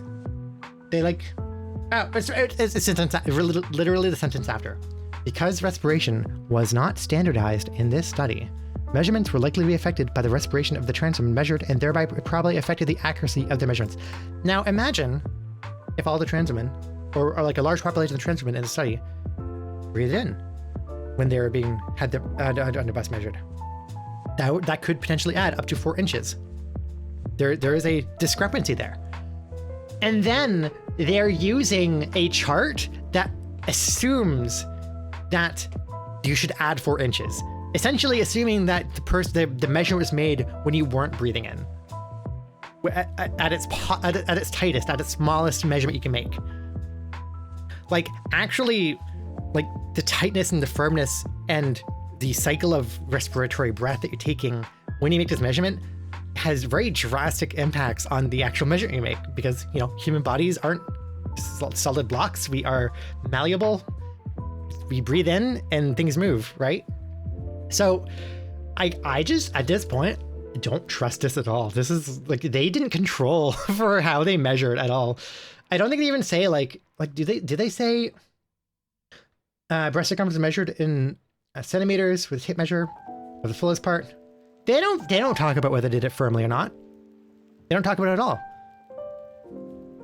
They could have biasedly, firmly, or very loosely measured the underbust and then very firmly measured the top bust, which would lead to a smaller difference. Like there's so many loose factors here that they just don't account for, and even say like, yeah, we didn't even look at that. So like, this is garbage. A tightness and firmness and the cycle of the respiratory breathing. It would be so simple to just take measurements at a standard point. Yeah. That might explain why I'm bad at getting a reliable measure for myself. Never pay attention. Yeah, you don't pay attention to breathing, but like, so in my experience, because I was trying to like think like again, 4 inches. I got measured at Aerie at American Eagle's, like, you know, femme bra store, and they also measured me at what I calculated for myself, which was at a 38C, and I'm like, okay. I don't think Aerie does the 4 inches, but what Aerie does and what I do for myself usually is Aerie asked me to breathe in quite a bit to my fullest when measuring my underbust. And even directly, like, verbally said to me, like, it's to like make sure that the band is comfortable. And I think that basically accounts for the add 4. Like I think my measurement includes the add 4 because I'm doing a better way than just adding arbitrarily 4 inches does. Makes me laugh that they call me less than a 888 cut, which is, you don't need a broad territory, but like, I have enough that there is no shirt I can wear where I do not visibly have breasts. Yeah, like I would be like, in the category where they're like, yeah, don't even wear a bra, but like, no, I definitely physically need a bra. Like, this is like, again, thinking further about like the context of the study and the people involved, like the actual trans women involved, what they were told, like for again, because breast size and breast growth, touchy subject for different people, especially because it's a source, like it is a source of dysphoria and source of invalidation. But like in general, like a large part of the trans experience and a trans fan's goal is to have some amount of breast growth. To be told by scientists that like, oh yeah, I know you don't have breast growth. Actually, you have like negative breast growth. Your breasts are like retracting, because AAA would mean that like the breast circumference is much smaller than your chest circumference, which doesn't even make any sense. No, it like I worry about the people who went to this study and kind of got like basically a weird answer and be like, well, this doesn't make any sense. And probably I imagine a lot of the people would be like, no, that's stupid, this doesn't make any sense. But yeah, no, it's harmful. If your breasts are negative in size, medical harmful. We're gonna put the letter sizing here. Just honestly, like the letter sizing here, it's worthless, and especially like, again, because it's very specific to manufacturers too. Even if there's like a general like idea, like, oh, ballpark idea, like just talk about the growth. And although, again, trying to question like even the measurements they made, right? Like because measurements they made because of the they didn't control for breath. They didn't talk about how firm or how loose or anything about that for when they're actually measuring, which like is actually very important details for a squishy body. And also, this is a 1-year study. Yeah, this is just a 1-year study. It's not that it's not informative, but like it's 1 year longitudinal study. I don't know if they have a follow-up or like a 2-year study actually. Probably could Google that, but like, yeah, no, like, unfortunately, this result could very easily be taken as like a very sweeping statement of, oh, trans women won't grow large breasts, or don't have a very low percentage of trans women grow like any sizable breast. But like, no, I hope if you ever come across a study, or if you've ever been worried about breast size and maybe some genuinely been told this, this is my debunking of this study. No. I'm going to giant breasts out of spite for this study. Yeah, they claim respectively that trans women never reached Tanner stage 4. Oh, that's the other thing. That is the other thing. So they mention Tanner stage, which if you have never heard of Tanner stage before, Tanner stages is a way to measure puberty stages in humans. Kind of a standard frame of reference.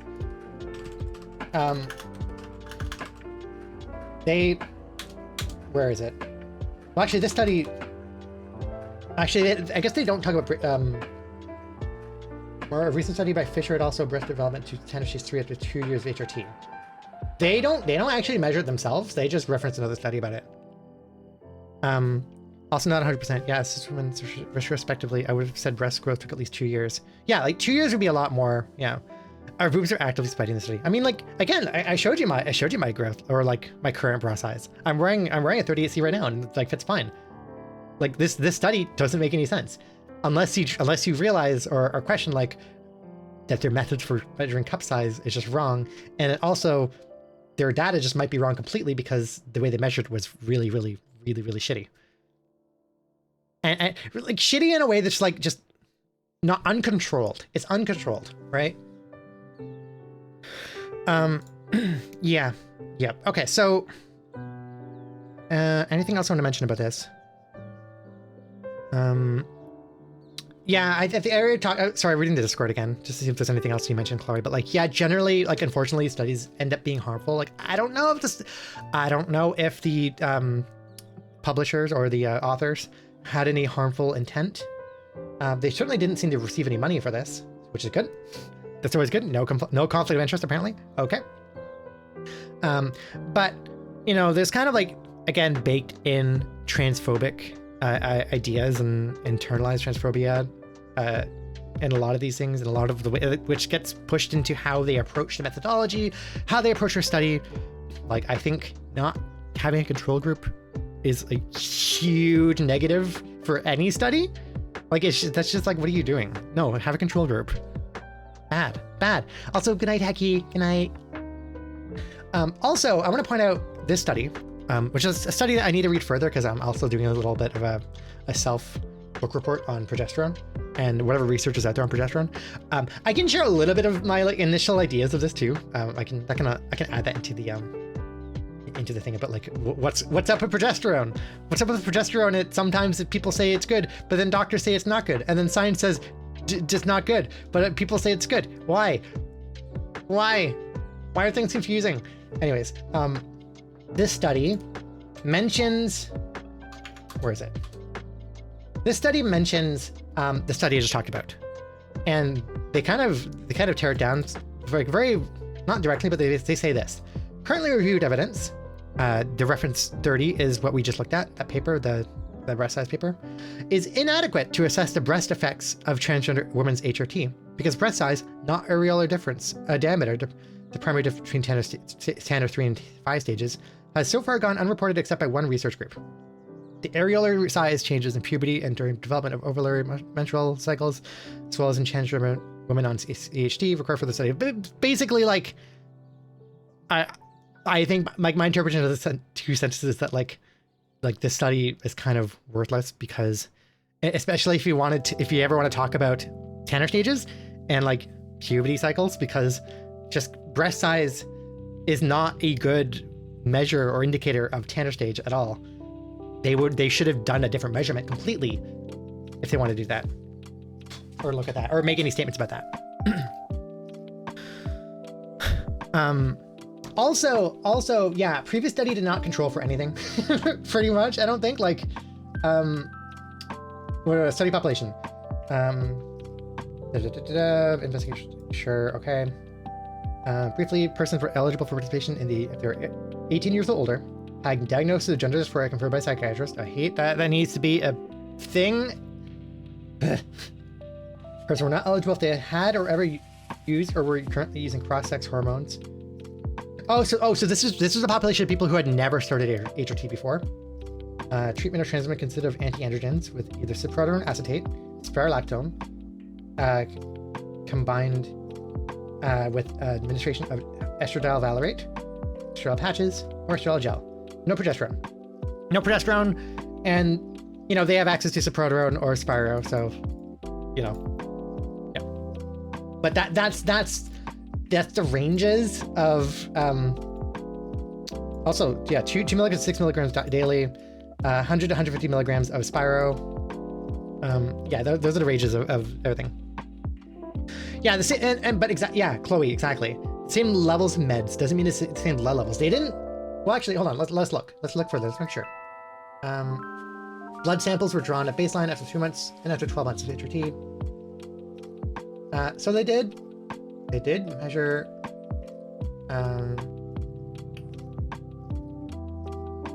Yeah, I think till January 13. Wait, 2013. When was the study done? This was published in 2018. When was the study done? Oh, sorry. This is saying in methods. Until 2013, testosterone levels were measured using a radioimmunoassay array. After 2013, testosterone levels were measured using. Was that what they did, or is that they're just describing what's going on for how to measure things? And they just put a little history in there. Weird. Did they use these in controls though for anything? I don't. These graphs don't like include that. This is the only graph actually that. What? I think this is the only graph that would show the inclusion of estradiol levels, I guess. But even then, like, I don't. What is the first quartile, second quartile? Oh god, I don't know. True of almost any meds, by the way. Yeah, like the amount just you're taking the like 6 milligrams. That's not important. What's important is actually what's in your blood. Yep. Mm-hmm. How much is actually absorbed? Tanner stages are quickly referenced by shape than size. Honestly, like Tanner stage 3 is where there's a distinct curve separation from the chest. Tanner stage 4 is where the areola and nipple rise up in a secondary mound over the breast. 5 is where they recede back into be flush. So as far as we know, the method for T levels was flawed in these individuals? Possibly? Possibly. I don't know. What are they? Hold on. Quartile. Serum estradiol levels did not predict breast development after 1 year of HRT. First quartile. What is a quartile? Age was analyzed in the quartiles. No, but estradiol specific quartile. Hold on.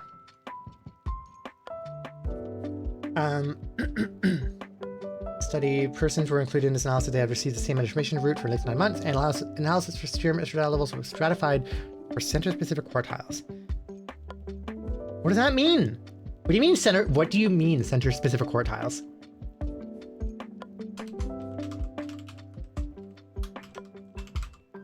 Is this like some weird standard that the mean serum estradiol levels in center-specific quartiles were? Okay, this is where it means. First quartile means 110. So they're just, this is a weird way to put it. This is just like people within a range of 110 p-mol per liter. That's first quartile. But also, that's different per city. So the people in different cities had So the people in different cities had different estrogen levels put into the same quartile. Huh?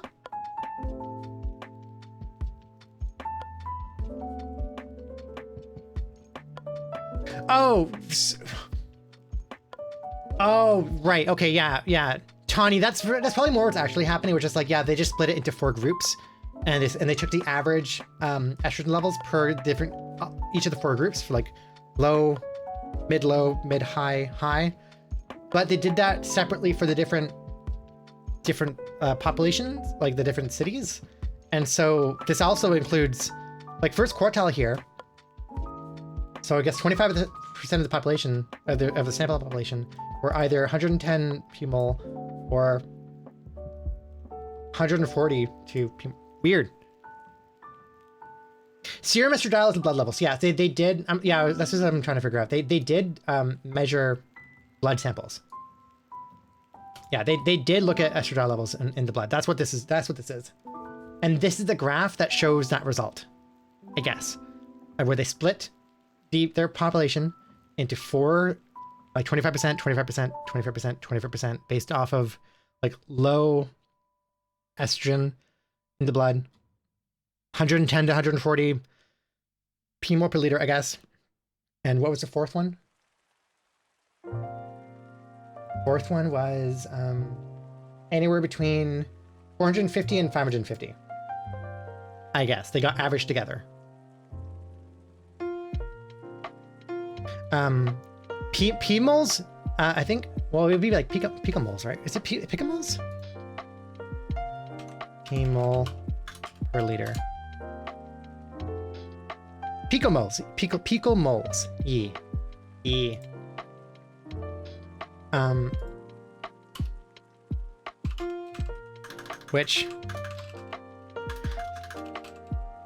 Which I guess, yeah, this is, seems like they didn't find, like, those graphs are comparable to this graph, I guess. Which people who had the highest estrogen seem to get 8 centimeter difference. I don't know. So that's like, I don't think this is intentionally malicious. I think that there's just like very bad methodology here. It's just kind of shoddy science. Shoddy science for different reasons, and it's kind of probably more disrespectful. Like they didn't think about what they were doing, right? McDinner, so drop a lurk. Thank you for hanging out. I hope you enjoyed this, and I hope it's informative. I hope this is informative. I'm not gonna do this every day, by the way, or every stream. This is just like, I have like a bunch of science in my head that I need to get out. I thought about sexy speech. I think it's p-moles, pickles, picomole. Pickleball. Pickleball. And less angry at the study after seeing they did actually check blood levels. Yeah, I think they made an attempt, but they fell short. And that falling short is more indicative that like they didn't think about the measurements they were making. They just relied on another study that and like, okay, this will make sure that we're doing things correctly. But they didn't think about like what they were actually doing, right? Like I think just thinking through physically how they're measuring, like they should really question these kind of things. Okay, all right, that is.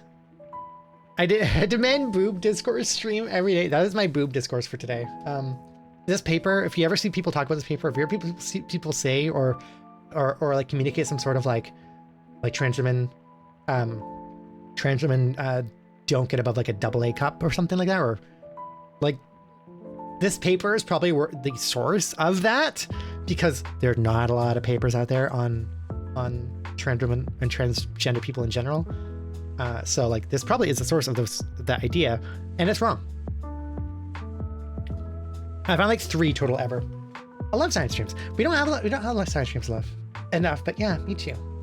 All right, let me drink of water.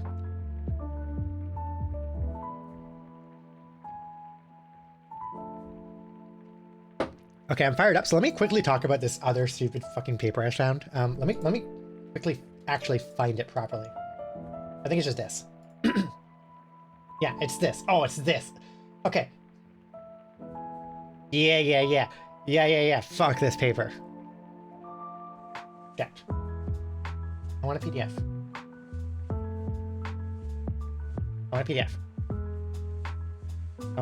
I know I'm very bright right now. I want a PDF.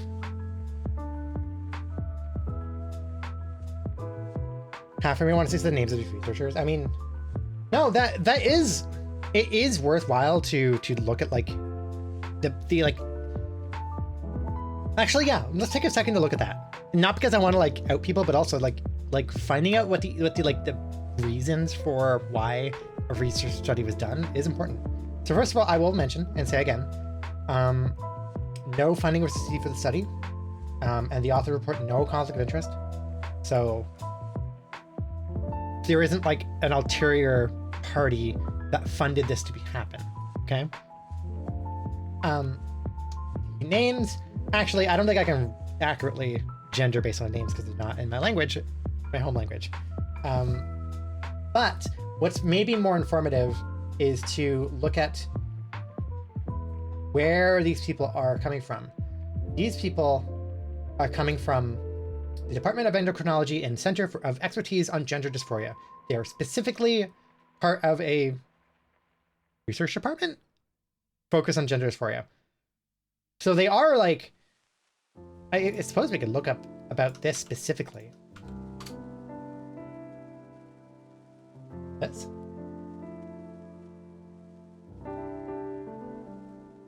Center, yeah. Transgender Clinic and University Medical Center. One of the largest transgender clinics and research institutes in the world. If anybody has information or knows about this institution personally, I can't speak to whether it is a positive or negative institution. Yeah, it is explicitly a department for trans people and administrating HRT. Yeah. Oh, self-care check was redeemed. Oh, what was it?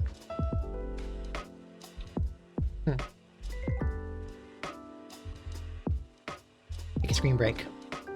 No, I refuse. We're jumping into the study. Okay, so let me just. Yeah, here we go. So again, I was. Oh God, this paper sucks. I was looking at Twitter thread, and let's just look at the Twitter thread actually. So person I followed, this is what I saw first. Please do not make wide dismissive claims like these without citing sources. Comes on with Pick Me Energy. Gender bias is everywhere, even in research. Absolutely, 100% gender bias is in research. It's really, like, honestly, personally, my academic opinion as somebody who's about to get to her PhD, I don't really trust any gender bias that I see reported in a paper. Like, I think actually this statement here that she cited, I think is very like hits it pretty well. Sex comparisons are super easy for researchers to conduct after an experiment is already done. They find something, they get another publication. If not, it gets ignored. So there is a fundamental tenet in science that when you're approaching a scientific question, when you're looking for when you're forming your hypotheses, you should form your hypotheses before seeing your data. You should do things a priori. You form your hypotheses and you think about why, like what would generate the results that you're expecting and why that would, like based on your hypothesis. Like your hypothesis is that things work like a certain way, and because they work like a certain way, that should lead to this result. When you do things post hoc, when you do things afterwards, you open yourself up to like basically finding statistical significance when there isn't any, because statistical significance can just happen randomly. Like a big core part of science that a lot of scientists just like fuck up on and don't even pay attention to. Like everybody data mines, unfortunately, but data mining is such a bad practice because like, yeah, no, if you data mine, if you're looking for like results, if you're looking for further results after you already have your data and you don't have an actual reason for looking at that, you're just looking at like to see what factors impacts whatever stuff, you're just like setting yourself up to find a significant result out of randomness. That's what happens. Like that is fuck, is it called a type 2 error? That is like the central tenet of the scientific method that a lot of people don't follow. A lot of scientists don't follow. And a lot of gender differences end up falling into that category because like a lot of times people don't have a reason to think why there is a gender difference. It's just that gender or sex is a easy thing to add as a factor. It's and it's a very easy thing to like immediately just you have that add as a factor, and then you can see if there's a correlation or not. Yeah. Cognitive bias. Yep. So what that ends up happening is that like you start getting a lot of like sex comparisons, like saying, and like sex differences, gender differences in research that has no actual like reason for like why the person thought this would even be there. They just found a sex difference, and then they afterwards try to like be like, okay, well maybe this is why, maybe that's why, maybe like let's form a reason that explains our data that we didn't have a reason to look for. If you expect to find something, you're trying to pick it out evidence that supports your theory and minimize or ignore evidence that doesn't. Yep. And that is literally what happens with like that's why like honestly don't trust any gender or sex difference you read about or hear about in papers. Like a lot of it is coming from this. A lot of it is bullshit. Anyways, this person went on a big Twitter rant about this is like super, oh God. She said, it's absolutely exhausting to me that some women still believe there is no neurological difference between men and women that gives men an advantage, specifically in FPS. The research is already out there, yet they blame it on misogyny, women facing game. And then just go out and be like, yeah, it's actually because women bad at video game, men just good at video game. The science is in front of our faces. The science is in front of our faces. Yeah, the science. Thanks for citing literally nothing. All the science is supposedly here saying this, supporting your claims. You're just fucking pulling out numbers out of your ass and like, anyways, literally didn't even cite. So, you know, response that it was just like, yeah, don't do this. Don't do this. Don't do this. Like, even if you've like, first of all, don't just like not cite things, but also like this is a complex issue. Don't make sweeping claims. And I was reading through replies and stuff, and then I came to like this person said, what do you mean? Male reaction time is proven to be faster than female. That 100% impacts gaming. Proven to be faster. Here's an article. All right. I don't just fucking take people's word. I look at the article. So let's look at the article. This is the article. This is published in, what is this, 2014? a comparative study of visual and auditory reaction time on the basis of gender and physical activity levels of first-year medical students. This is a smoking gun that proves 100% that males are just better at video games. Let's look at the data. Oh yeah, there's no graphs. they don't have any graphs. Okay, so this set of tables, first of all, this is a 4-page paper. Not that there's anything wrong with short papers, but if you actually read this paper, it's not very convincing. These are the tables. What do they do? What is this? Proven source, my ass. What did they actually do? Right? Okay, so also, wait, I just realized I need to contact them. Oh my god, damn it. Hi, Mr. Billy Rubin. Hi, how's it going? Nice to see ya. So, materials and methods. 130 medical students were taken, out of which 10 were excluded. Sure. So first of all, this paper specifically, it wanted to look at reaction time in medical students. Specifically, first-year medical students is the population of this paper. It's a very specific population to be making widespread or wide sweeping statements about the human condition.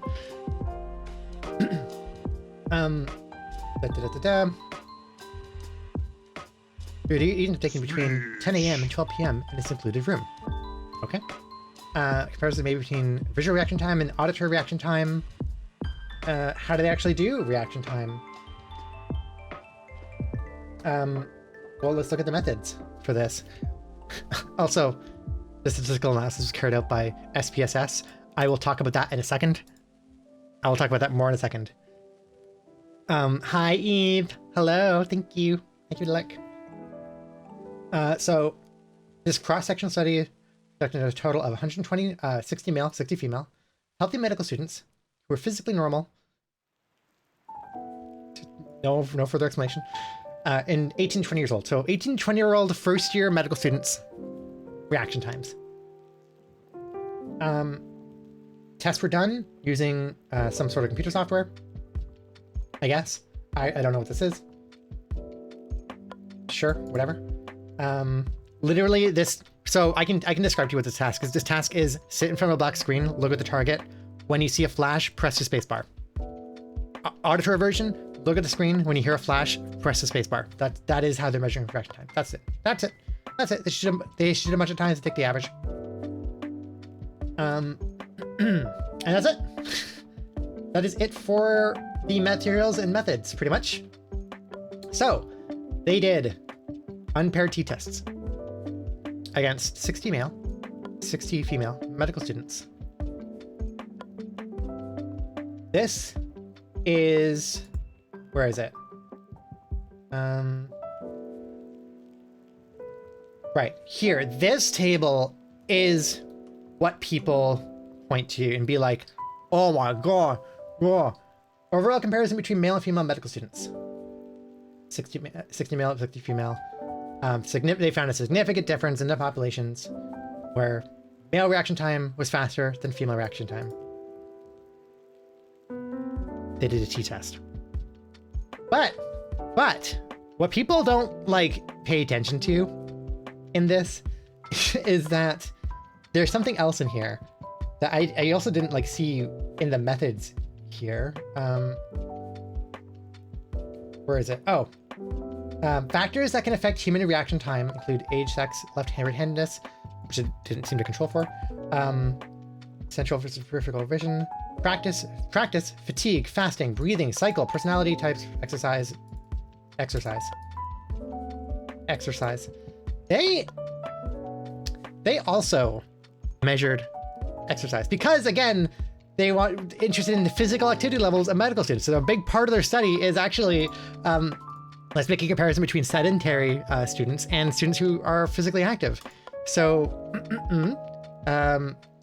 here we have, they describe sedentary as, or they describe physically active if you did something like fast walking, slow biking, skating, or pushing a lawnmower for 5 or more days of the week.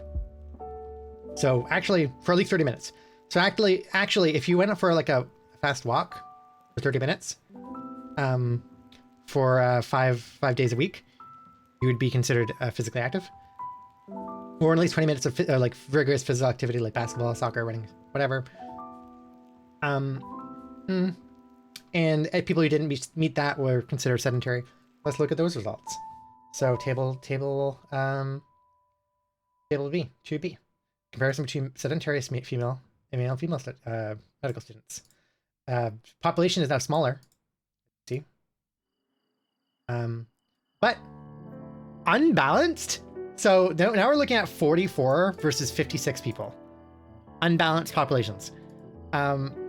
They found a significant difference, again, between male and female. Wow. However, notice that, you know, these reaction times are worse for the males a little bit. And then, it's very, very important, let's look at the next table. Table of comparison between regularly exercising male and female medical students. Population now is 16 for the males and 4 for the females. So like super unbalanced. Like, why did you even make this comparison? But also, they didn't find a significant difference. So there's a supposed like difference in, like literally if you just go for a walk every day, there is no difference in reaction time between male and females, according to these results. According to these results that people seem to use to try to like smoking gun. Oh, it's scientifically proven that men are just better at video games and a better reaction time. Yep. Yeah, and they even say in here, like that, like, where do they say? I think they generally say that, like, yeah. Fuck, what did I think did I reply to this? No, I didn't. Okay. Yeah, no. They at some point, I think they actually do point out and mention that, like, yeah, no, like probably it seems like physical exercise was a much bigger predictor. Criticism of the study. If your point is to look at difference in physical exercise between gender populations, why the fuck do you only have do you have such a small population for between your, like, why is this so unbalanced?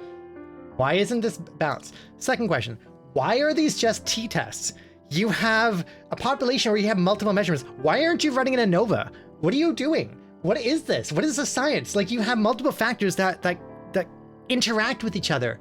There's probably an interaction here. There's probably a very strong, it might be that, like, this result is completely driven by the exercising and has nothing to do with male or female. That is a potential reality of this, and that I really strongly think that's actually what this is saying. But also, this is just, like, so bad. It's so bad. It's so bad. And like, this paper is just so short and, like, so, like, don't really explain the stats they do. Honestly, I think they don't understand the stats. I think they just plugged it into SPSS. I think they just plugged their data. Like, I legitimately, genuinely think, because I know that this is what happens with early grad students and early research studies who don't know what they're doing. And even just, like, generally, this can happen, where you have this program that you could just plug in your data and it'll just pop out statistical results.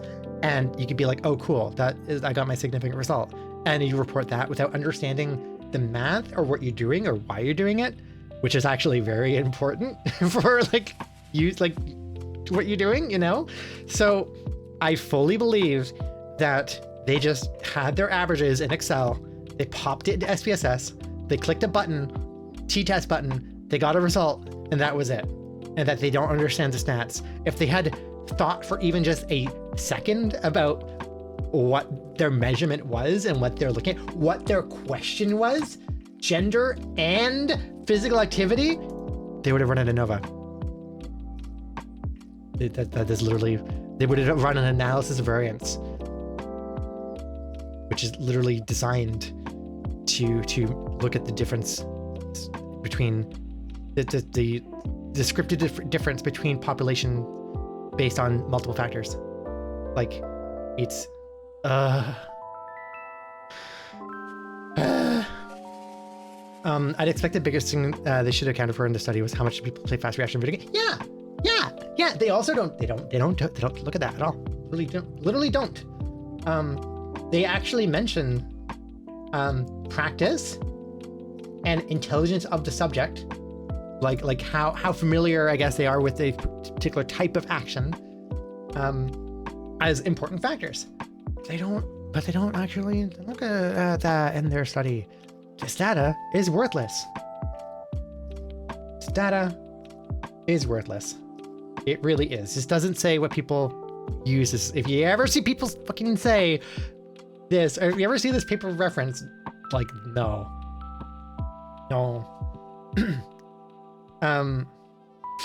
Even here, nowadays, the male advantage is getting smaller, possibly because more women are participating in driving and fast action sports.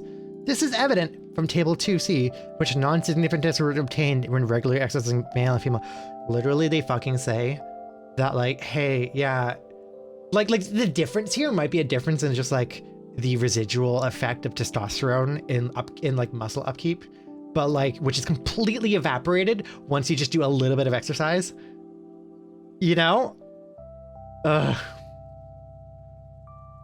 And again, this is like, I probably not done maliciously. This is just done ignorantly.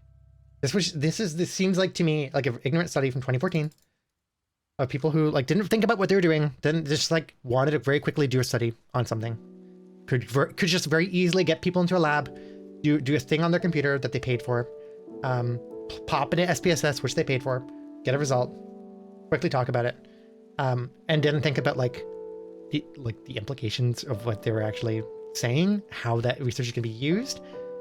Yeah. Also, yeah, honestly, there is 100% like probably an intrinsic bias in this. I would like probably yes. Probably yes. Yeah, it's used maliciously is a problem, and unfortunately, this happens so often in science, and like that is the theme of today's stream, I suppose. Thank you all for being here. By the way, I appreciate it. Thank you for if you're still here after I've been like ranting about research for like the last 2 hours. Thank you. I like seriously. But yeah, no, that unfortunately is the theme, right? Like we saw with the this. Probably not maliciously done, but it can then be used maliciously. Also, the 4-page paper is 28 sizes. Did they do any regional research? No. No, I don't like this. Yeah, no, again, this is just like I saw this and I was like, oh, this is just shitty. This is a shitty science. Like, I'm sorry. Again, these 3 people probably didn't have direct intentional malicious intent. Okay, sorry. Probably didn't think about their internal biases or even think about if that was a problem. But no, this is the shitty paper. This is the shitty. To be better. When you like science can be used and is used in really negative ways. Like you have to be better. If you're gonna publish things, you have to be better. It's probably a good time to somewhat lightly bring up something else that happened on this topic. Never attribute malice or stupidity to that which can be attributed to malicious stupidity. That's exactly it. It's malicious stupidity. Yeah. Okay. Okay. So, hold on. I did a Twitter thread on this, so maybe I'll just pull up my Twitter thread. By the way, I have a Twitter. I've been trying to tweet a little more. I don't tweet great things. I tweet some things. So gonna talk about Florida for a second. We're gonna talk about again specifically how science is used maliciously. This is not malicious stupidity. This is intentional maliciousness. So Florida, there's this current like lawsuit happening because of everything that's been going on, related things. So I will actually open up Aaron's article here about this. She's fantastic. She's a fantastic reporter. I will, maybe I'll link, you can link just to this article if you're interested. But long story short, so Florida last year in June, their health agency for healthcare administration. Yep, I'm right there. They printed an article called Standards of Care. Perfect. It's even linked here. Standards of Care in Florida.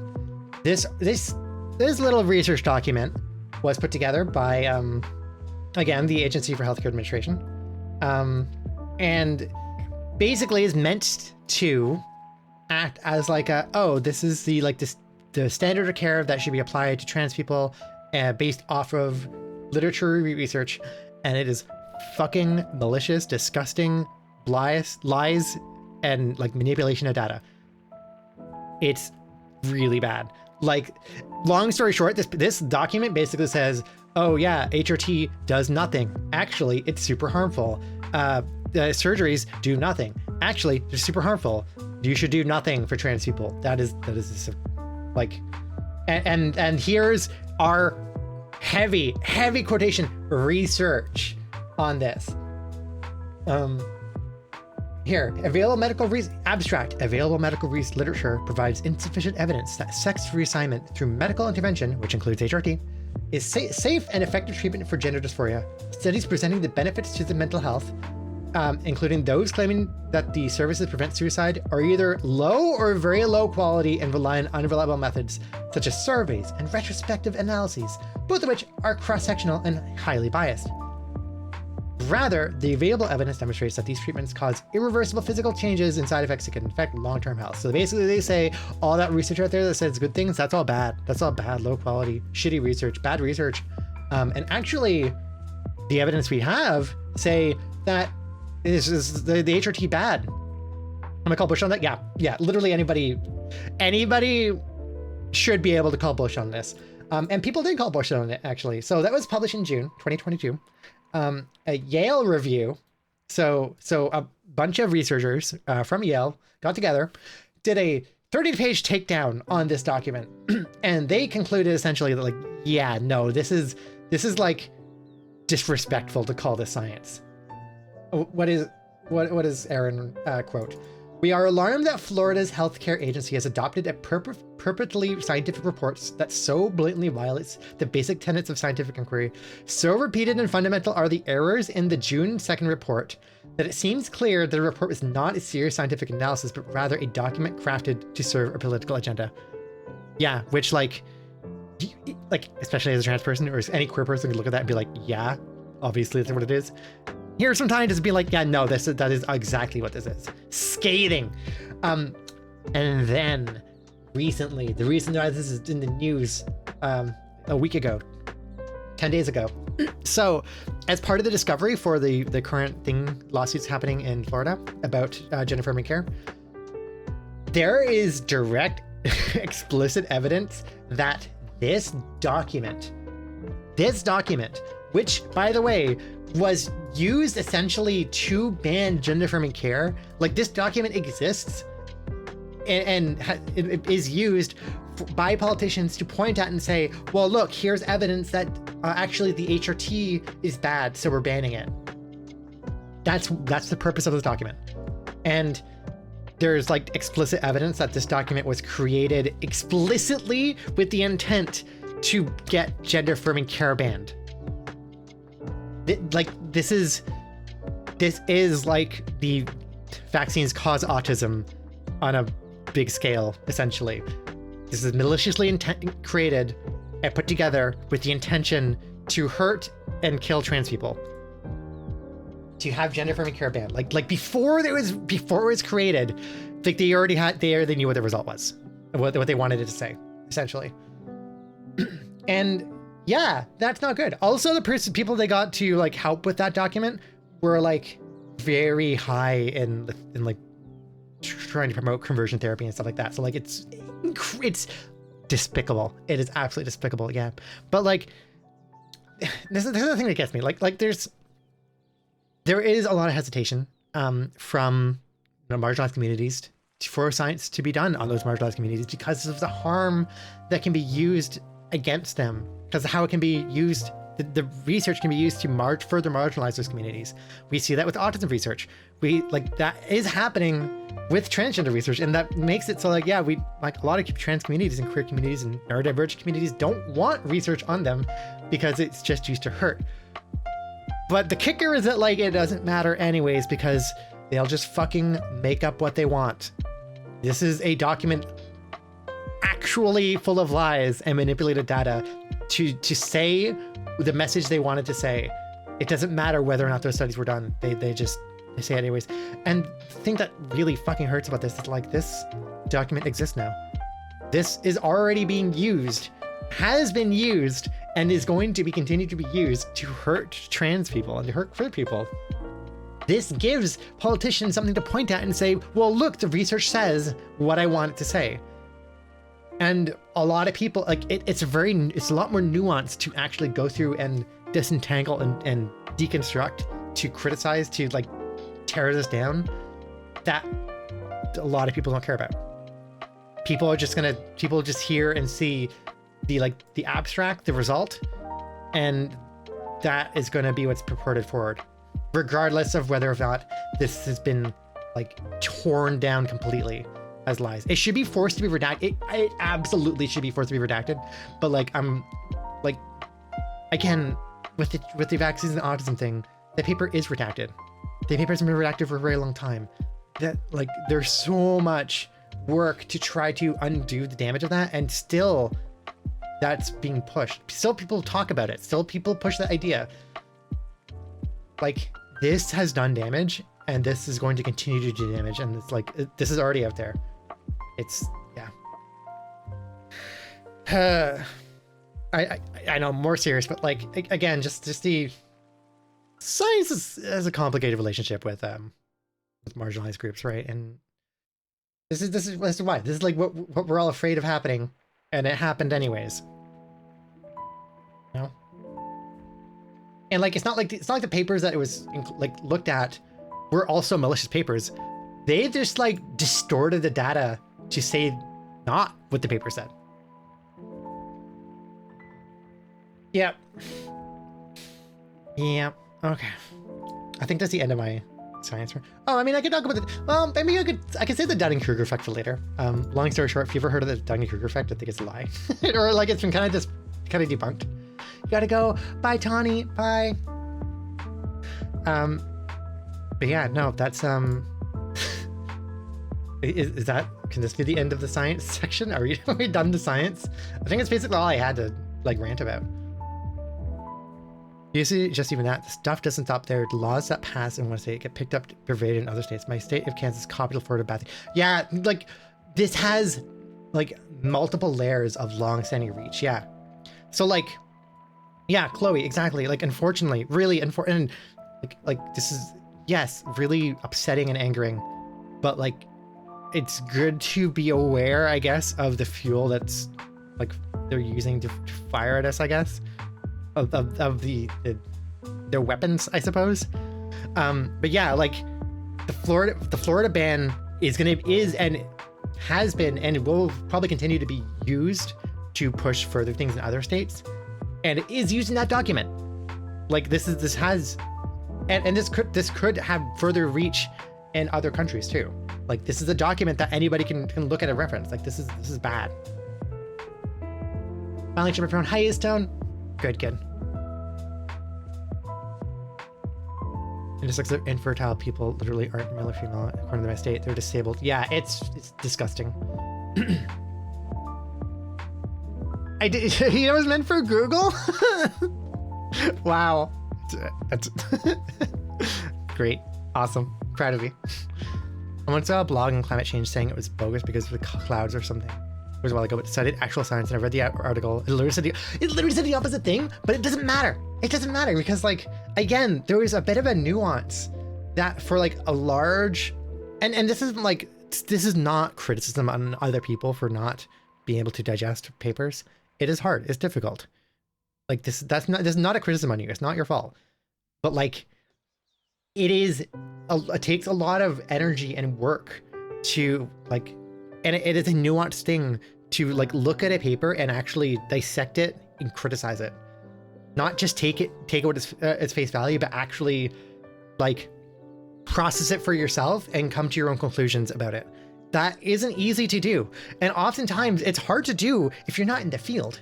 It is. It really is. Like it's like, I'm trying to look at progesterone research. I guess that's the other thing I talk about right now. I can talk about progesterone research that I've been looking at. I'm trying to look at progesterone research, and like, while I am a bit equipped to look at the research, I'm also not in chemistry. That's also like not my wheelhouse, you know? So like, I can't properly like deconstruct and digest the papers as well as somebody in the direct field is able to. As I go further away from my like fields of study, that becomes a bigger problem, right? Yeah, like that's kind of that's a big portion of what people pay for in academia. Like it's not the knowledge. Yeah, here's my philosophy on university. When you're paying for like a university degree, you're not paying for like the specific knowledge. I didn't pay to like people always often criticize universities as being like, oh yeah, I can just look that up. All the stuff I learned in neuroscience, I can just look that up. I can buy the textbook, I can Google it. All that information is there. Yeah, it is. 100% it is. That's not the point. It's not what you're actually learning at university. What you're learning, you're being put in an environment where you can get a chance to critically think and digest things in that way. Yes, you can look that up. But what you're paying for at the university in academia in general is you're paying for learning how to critically think about these things in these contexts. In Kansas, they do acknowledge intersex people and they say, well, they're disabled. Ugh, God. One of the senators who, the intersex people disabled thing, I forgot about that too. That's awful. One of the senators who wrote the thing stated that in his vision, trans people can still use the bathroom of their gender identity so long as they're discreet about it, in spite of the fact that the other thing I want to mention, by the way, I think there's more and more growing evidence of this, but like, yes, this is very trying times, very scary times with everything. Something I remind myself to like, at least help stave in my, or at least help like, not rationalize, that's not the right word, level in my head that like, no, even in the states that like are pushing these bans, even though like the people in those rooms are pushing the senators and everything, they're like pushing these like harmful, really, really shitty and like dangerous like bans and laws and things against trans people and against queer people too. And women, like the fucking thing in Nebraska, like included abortion bans, which great, but like not everybody thinks that way. And the people who are pushing these things only think this way because they're being paid a lot of money to think this way by lobbying groups. Like there are specific groups with a lot of money and very malicious intent that want these things passed and are paying to have these things passed. And it's unfortunate, like it's really scary and like bad that this system can be used in this way. But yeah. Anyways, hold on. Before we go, because I think I might have to go soon because I'm getting sweaty and I don't want to ruin my voice a bit. So I guess not Zelda Day, but maybe Zelda on Sunday.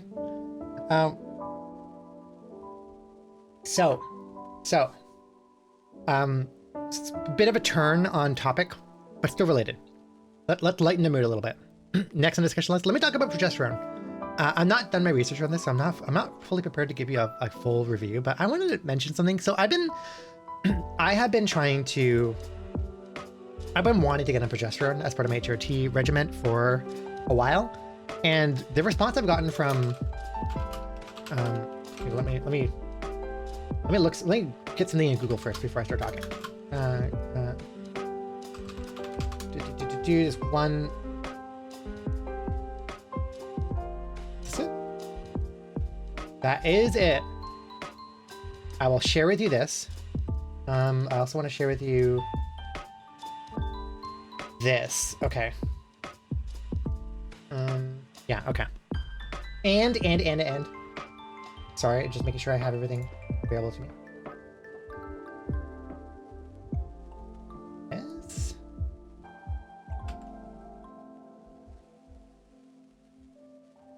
This guidelines paper. Okay, yeah. Yes.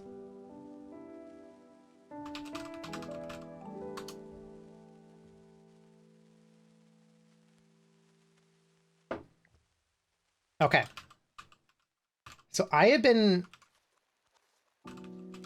wanting to get on progesterone, like I mentioned, and the response I've gotten from my doctor has generally been, like, no, you like, and I've seen like, and she's very hesitant to prescribe it to me, and she's given me reasons, and I've thought about those reasons, and I've also thought about in general like the reasons that are pushed out there, and I refer to my Twitter thread too about this. So like, okay, anecdotally, from a lot of trans women, you will hear that progesterone has a lot of positive effects. That is, like, people have a lot of like very positive experiences with progesterone. Helps with sleep, helps with sex libido, helps with breast size growth, helps with mood. Generally, it's like people like it. What I tend to see in response to that, especially, and is what I've been told directly from doctors, is that there is no direct evidence of that. It's all anecdotal, but there's no research on that. Now, first of all, let me just say that there not being any research on trans people. Oh, what a surprise. You don't say that you don't have enough research on trans people. That doesn't mean that there's not an effect there. But there is a bit of research there, a little bit, or related research. And generally it's seen, or I've been told directly, and I think it's in Ontario specifically, actually, it seems to be generally pushed that no, progesterone isn't that useful. There's no direct evidence. Here, actually, let me just go and show you this right away. Actually, well, I have a reference for what I am talking about. This, I was presented this when I asked for progesterone. I'm still in the way. Basically, like I'd asked initially, and the doctor kind of like said a few of these things verbatim, verbally, and then I pushed next time I visit my doctor, and then I was given this paper directly to be like, here, review this. And I think currently my standing is, if I still want to start progesterone after reading this and after considering this, she'll start moving with the endocrinologist. However, in her experience, after talking to endocrinologists, people she sent to endocrinologists, they've also ended up not taking progesterone. So this paper says initiation of progestin therapy. That's important. This is actually, I think, critically important, but I'll come back to that. So some patients may choose to trial progesterone in hopes of getting these things: libido, breast growth, feminizing effects, or just generally out of a desire to more closely mimic the hormones a cis woman has. But then here's a bunch of scary possible adverse effects. And the general messaging I got was like, yeah, no, like the like negative effects seem like outweigh the like zero evidence positive effects, and so they don't feel comfortable prescribing it. And it's hard to directly argue that initially, if you like, without any actual like other things. I start like, and I've been thinking about this for a while. So like I started to look at, okay, like where is that coming from? Here is Rainbow Health Ontario. Again, this is Ontario. Oh, let me get the text out of the way. Here's what they say for their hormonal estrogen. With the exception of cyproterone, the use of progestins in transfeminine patients continues to be controversial. Here's the citation. I looked at the citation, doesn't really, it's not that simple, but okay. There have been anecdotal reports of improved breast growth or aerial development, yada, yada, yada. Here are two papers, one from 2014, one from 1974, about the anecdotal reports. However, clear impact is yet to be demonstrated. They don't cite anything. So the implication being that there is no evidence to cite. Common side effects include weight gain, edema, and depression. They lack a clear benefit and they don't say anything there either. Lack of clear benefit and potential risks. So progestins are not routinely yeah.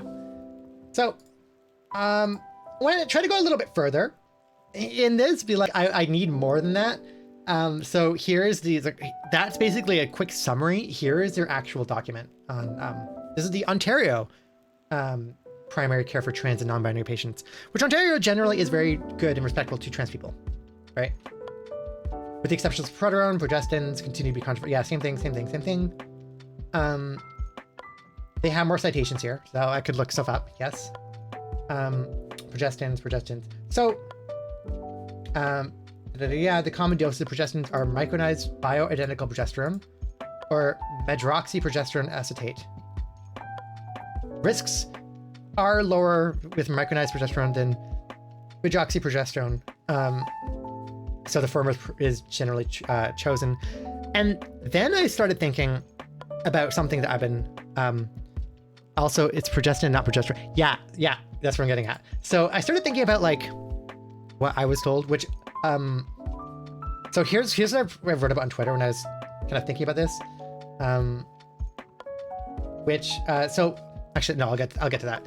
I was told by my doctor, or pointed out to my doctor, that sopraterone, which I'm taking, is also a progesterone.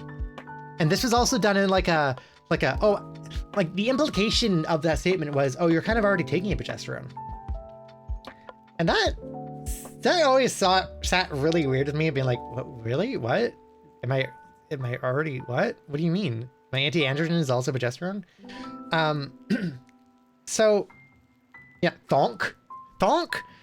There is a paper, and actually I don't cite it here, but there is a paper, that I saw. Oh, I'll go to my bookmarks. I saw this paper talked about. Don't worry. Oh, here it is. I saw this paper talked about on this thread. If I ever mention progesterone, people respond that they've never been able to get physicians to prescribe it, so I should share this paper. This is what maybe start thinking about this. And I think actually one of the papers I have open might already be this paper. Is it this? Yeah, it's this paper by Geraldine Pryor from 2019. I think it's the same paper. Let me double check. Yeah, this is the same paper. I already had this open. Cool. So this paper basically, puts forward that like progesterone is important for cis women's like health and for their hormonal cycle. So that alone as a baseline should be why it's an important factor for why it should be considered important for a trans woman's HRT regimen. Just out of the like trying to match hormonal levels. And so this paper, I need to dissect this more fully. So not a full review, but that's a really good starting point. And I also saw this reply, bad doctors will follow up with a response. So researchers actually responded, and then there is a response to the response of this paper.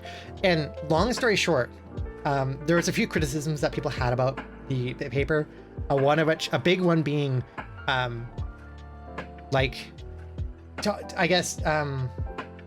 big one being like looking at the negative effects of progestins. And she then says, I only discuss progesterone. Conflating progestins is not accurate nor scientific. Progesterone is a unique and foundational steroid. Progestins, by contrast, are varied, created from different steroid species, so they may class effect. And I guess, long story short, I think that there's a bit of an ambiguity going on, either intentionally or not, with how progesterone and progestins are treated, where they are conflated to be the same thing when they're different. So let me explain. So progesterone is a thing. It is a specific hormone. Here, let's look at the hormone. There it is. Let's look at the hormone. There it is. That's what it looks like. By the way, a lot of the hormones related to like testosterone, estrogen, they share very similar structures. Like here, this is testosterone. Here, let me pull up an image of progesterone. Let me pull up an image of testosterone. Look at that. Look at that. The difference between these two, between progesterone and testosterone, is pretty much what's going on up here, right? It's the double bond to O, and the and it's like very, very small differences create completely different drugs. So yeah, O versus OH. So this is fuck. I can't remember what these bonds. I think this is like a covalent bond to O. Because the oxygen binds to two thing. I don't remember. See, this is where it's just double bonded and OH.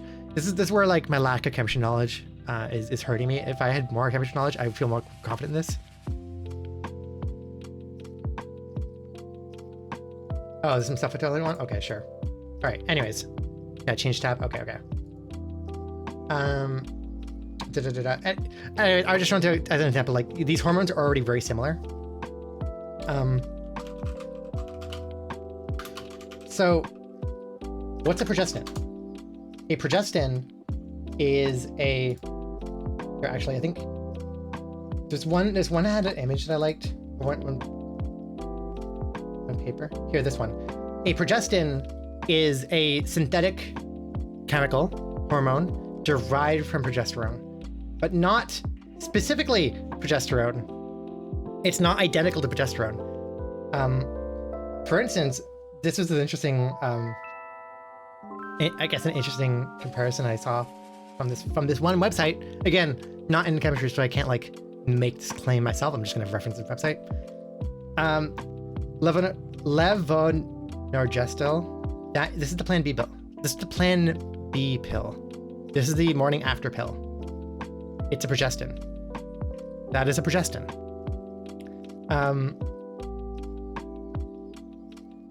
Sopraterone, like I said. Here, sopraterone acetate.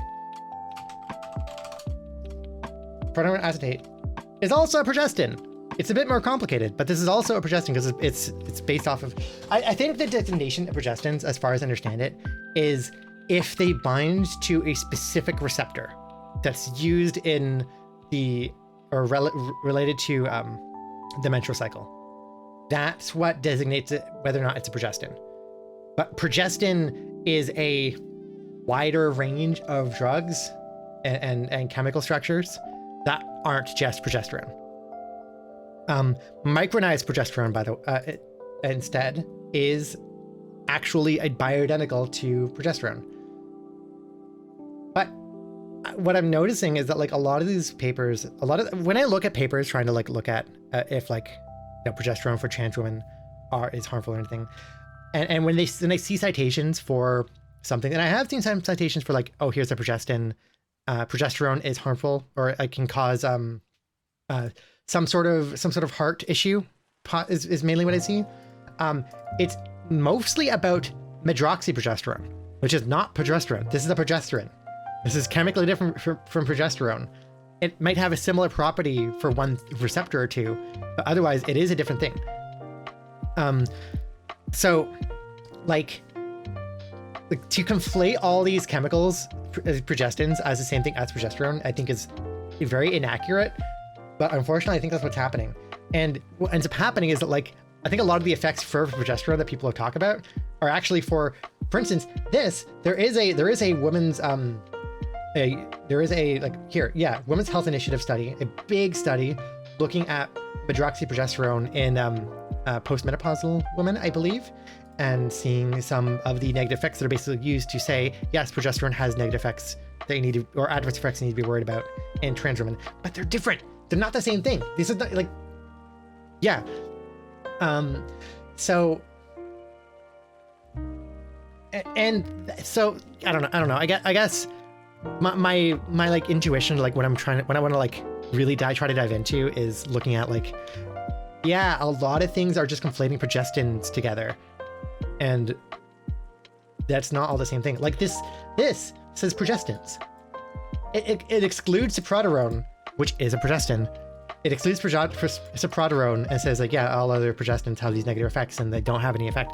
But like, I think that's really inaccurate to say. But I need to come together. I need to put together like a stronger evidence, and I probably will use that paper as a big jumping off point for like trying to argue like why I would like to at least trial progesterone. And especially again, because like the reason I was pointing out testosterone, progesterone, because like a small chemical difference creates an entirely different hormone, right?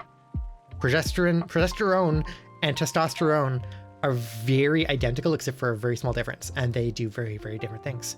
So those minor differences, like I guess part of my like frustration is I was kind of told, I was kind of like somewhat told that I'm already taking a progesterone because I'm taking a progesterone because I'm taking cyproterone, but they're not the same thing. Actually, cyproterone is very different, and like I think it doesn't even apply. Like I guess maybe there's a case to being like I shouldn't take cyproterone and a progesterone, but even then, like, no, I wouldn't think that cyproterone is doing the same thing as taking a progesterone. Yeah, when I told my mom I was gonna start HRT, she got super concerned about what if breast cancer. Like, yeah, no doubt, breast cancer more likely to have breasts. Yeah. I mean, there's also like a interesting thing to think about of just like, yeah, some of the I guess the effects of HRT, of trans-femme HRT, feminizing HRT, I guess, could increase risks for health issues that'd be more common in cis women. And it's a bit of a just like a kind of unfortunate reality, but like, yeah, that's what we're doing. That's what's going on here. Okay, so I don't know if this is helpful, but just anecdotally, as a cis woman, if birth control uses progestins, yeah, I have had a weird effects and not the same as when progesterone naturally spikes through my cycle. Yeah, it's like it also just sat weird with me, like intuitively, that you're saying that this chemical, progesterone, that is naturally occurring in cis women is actually like harmful. Like if that isolated was the case, wouldn't there be more of a push for like, yeah, maybe people should think about like blocking progesterone if it's like causing all these adverse effects that could be just blockable? But like, no, I think I said that here. Like, no, like that's not the solution, because obviously like this is very important for women's health. Yeah. Also as a side note, and I think this applies more widely to the entire discussion we've had today. This will be the final point I make, and then we're going to wrap up, I think.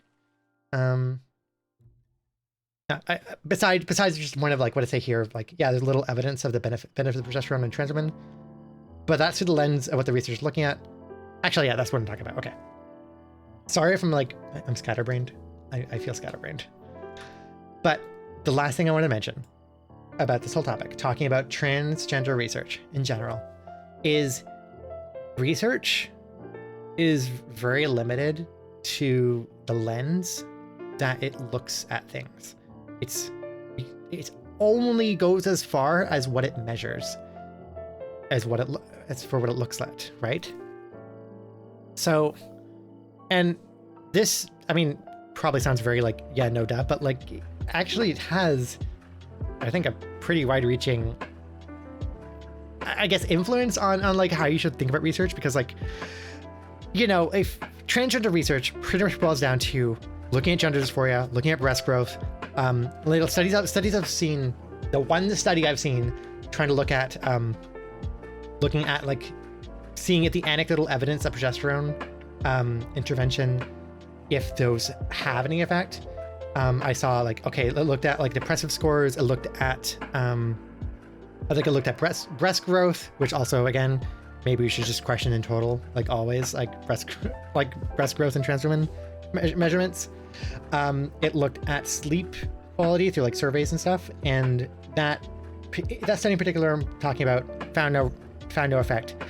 But like, again, research can only go as far as what it's measuring, what it's looking at. That's what it looked at. It found no effect. That doesn't mean there's no effect of progesterone. It just might mean they're not looking at the right things. It just mean that their lens of what they're looking at is just not pointing the right things. It makes sense why they're looking at like things like breast growth and things like libido and things like sleep, because those are the anecdotal like what big effects that you notice on HRT. But those aren't the only effects of HRT. There are many widespread effects. There's effects we don't even understand. There's a paper I saw recently that I also want to read a lot more about, but basically said like, hey, yeah, your hormone environment you're introducing to your body actually have an effect, like a kind of epigenetic effect on the expressions of your DNA. Like not changing your DNA, but it's changing what's being expressed from your DNA. Epigenetics. there's an epigenetic effect of HRT. I need to look at that more formally, but like that alone should draw into question, like, yeah, there are probably a lot more effects that we're just not looking at. We don't know to look at, right? It's like, it's not necessarily, again, malicious. It's just kind of ignorance. And I don't mean that, I don't mean ignorant in a bad way. I just mean like literal ignorance. We don't know what to look at. We don't know the questions to ask. The questions that are being asked likely are just like very broad questions that probably aren't even the right one. I kind of really strongly disagree of looking at or over focusing on gender dysphoria, for instance, as a measure of being trans. And like, I understand the history of why gender dysphoria is such a strong thing, but like, I don't think that is like, I don't know. I really question whether that should be used as a measure at all. It's both for like the widespread harm it's had in kind of perpetuating a kind of trans medicalist view, but also just like intrinsically framing the trans experience, both trans femme and trans masc, as one of suffering and negativity. It completely like it's measuring, like these studies are measuring improvement in mood by the dissolution of gender dysphoria. It's equating, oh, this person's like there's an implication that like, yes, the person is feeling better because not feeling as much dysphoria, but you're not measuring euphoria, you're measuring dysphoria. A good analogy for Western science research is that it's like a narrow flashlight in a dark room. You only see a small sliver of the area, possibly not at all. Exactly. And so like, just from that basis alone, again, like seeing a null result for progesterone, like that end result isn't informative to me, because I strongly question just the methods and the approach and the questions we're even asking, the questions that researchers are asking about like what to look at for progesterone. And I think a much stronger like position to be starting from is just a simple fact that progesterone is an important hormone in women's and cis women's like reproductive cycle and their hormonal cycles, right? Like it is an important hormone, very important, alongside estrogen. So that alone should like, that's biological evidence that we already have like an entire species worth of data for and information for, which is like, this is why we should be considering things from the point of view of why it's included to begin with. Like it should, like, it's kind of weird. It feels weird that we're fighting to include this thing with the goal of like feminizing through changing the hormonal structure, right? Like it, yeah.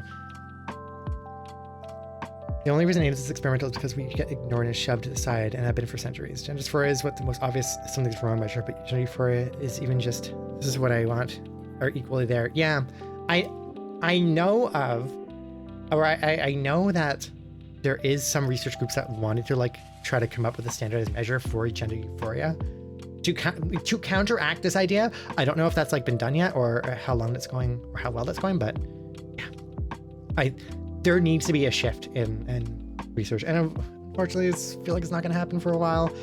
But just long story short, and again, this applies for everything. Like even going back to the first study we looked at, right? Like the breast size study, the methods, how people look at what they're looking at, where people are putting their flashlight, that really matters. The methodology really matters. The surveys they use really matters. Whether they like did a firm or loose, like holding the measuring tape really matters. I think also, like, more sweeping criticism of just science in general. I think it's very common for like a what is it, like a not a quiz, like a test, like a written test, or like a, I want to say like a battery of tests, but like it's not what I want to say. Something like not a survey, but like god damn it, why can't I, this is why I need to stop streaming, because I'm running out of words. Do you know what I'm trying to say? Like exam, not exam, like if I want to get a measure for gender dysphoria, there's like a questionnaire. I guess a questionnaire is what we're looking for. Like a lot of these things end up being measured by questionnaires. Like I think they're also called surveys. Is why I was getting confused. Like for instance, I know of one particular survey. Like first of all, there's a lot of like Beck's depressive index, Beck's anxiety index. Those are very common surveys used to measure depression and anxiety in an individual.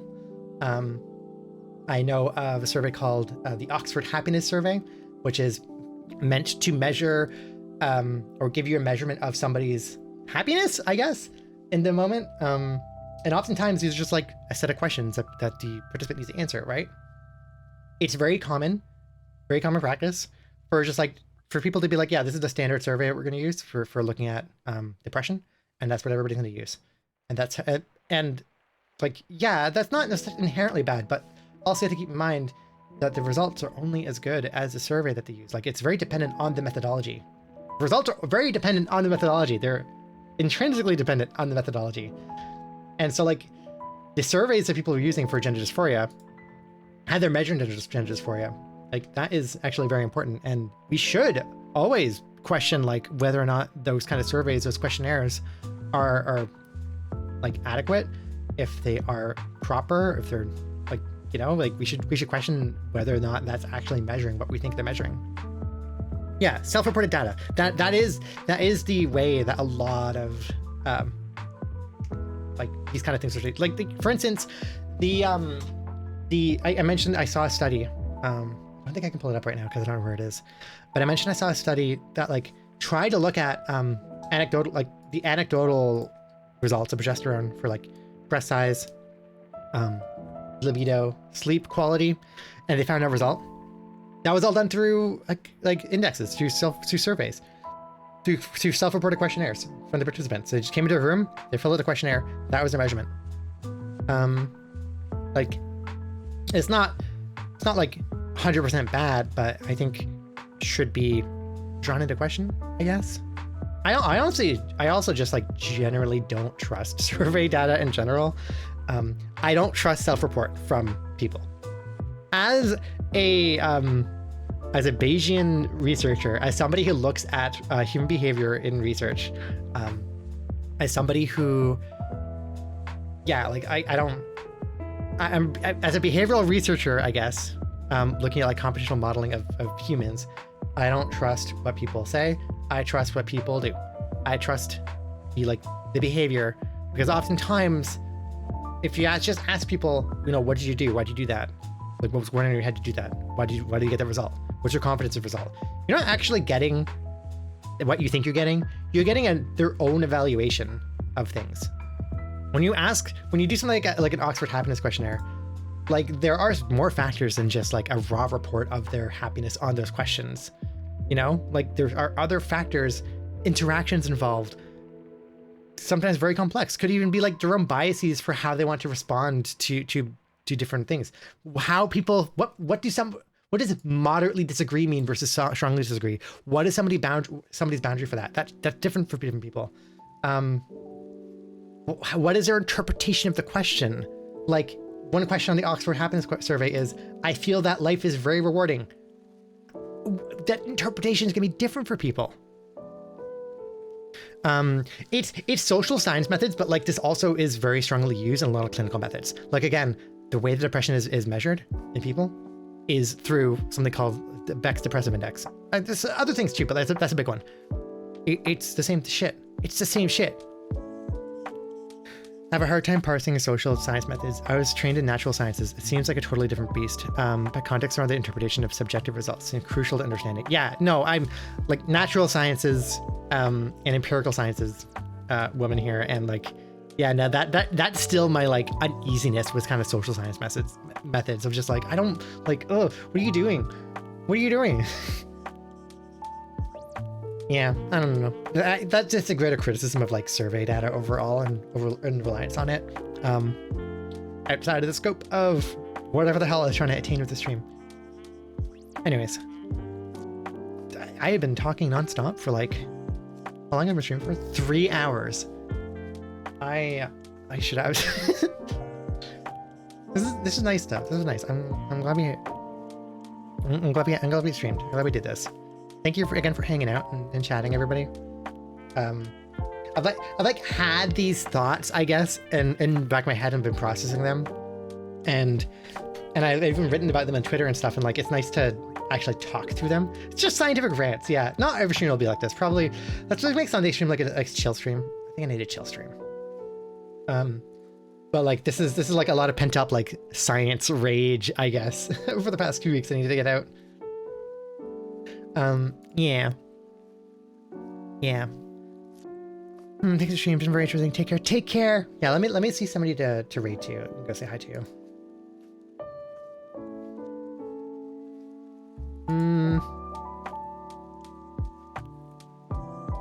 I don't know. I'm tired. I'm actually exhausted. I think I still have more like video editing stuff to do. Also I need to work a lot tomorrow. Tomorrow's gonna be a very busy day, I think. And also I'll say again, like, yeah, I'm gonna try to only stream on Thursdays and Sundays from now, so only 2 streams a week. I know it's pulling back a bit, but I think I need to just to get more time to. We can do that. Just get more time to work on my stuff and not burn out. Rage against some bad methodologies. Oh hell yeah! Hi Lexi. Hi Lexi. Yeah, pretty much. Okay, let me. It's taking me a long time to somebody, so I should just pick somebody. Let me just pick. Oh, actually, let me just pick Medibot, because she is still a trans femme and she's playing Sunhaven, which we streamed like a month ago or 2 months ago. It was fun, fun game.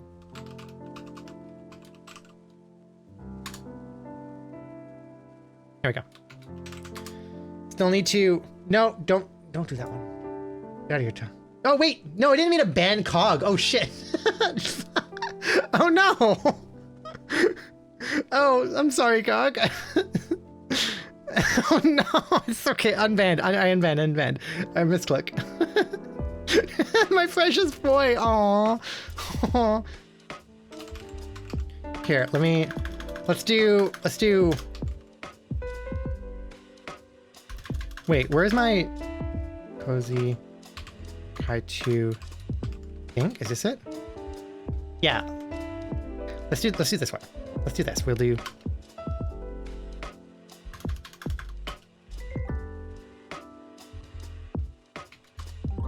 Maybe this? No, that's not a good way. How do you read message? Now let's read. Oh god, I'm so bad at this. Why am I doing this now? Oh. Anyways, okay. I'll be back streaming on Sunday. I won't be late this time. I promise. Hopefully my voice will be better too. Thank you. Oh, the effect, right? Yeah. I'm really proud of it. Nice. How do you read messages? Actually, you know what? I'm gonna use that one. That's my read message. Yeah, there we go. All right, bye. Take care. You're all great.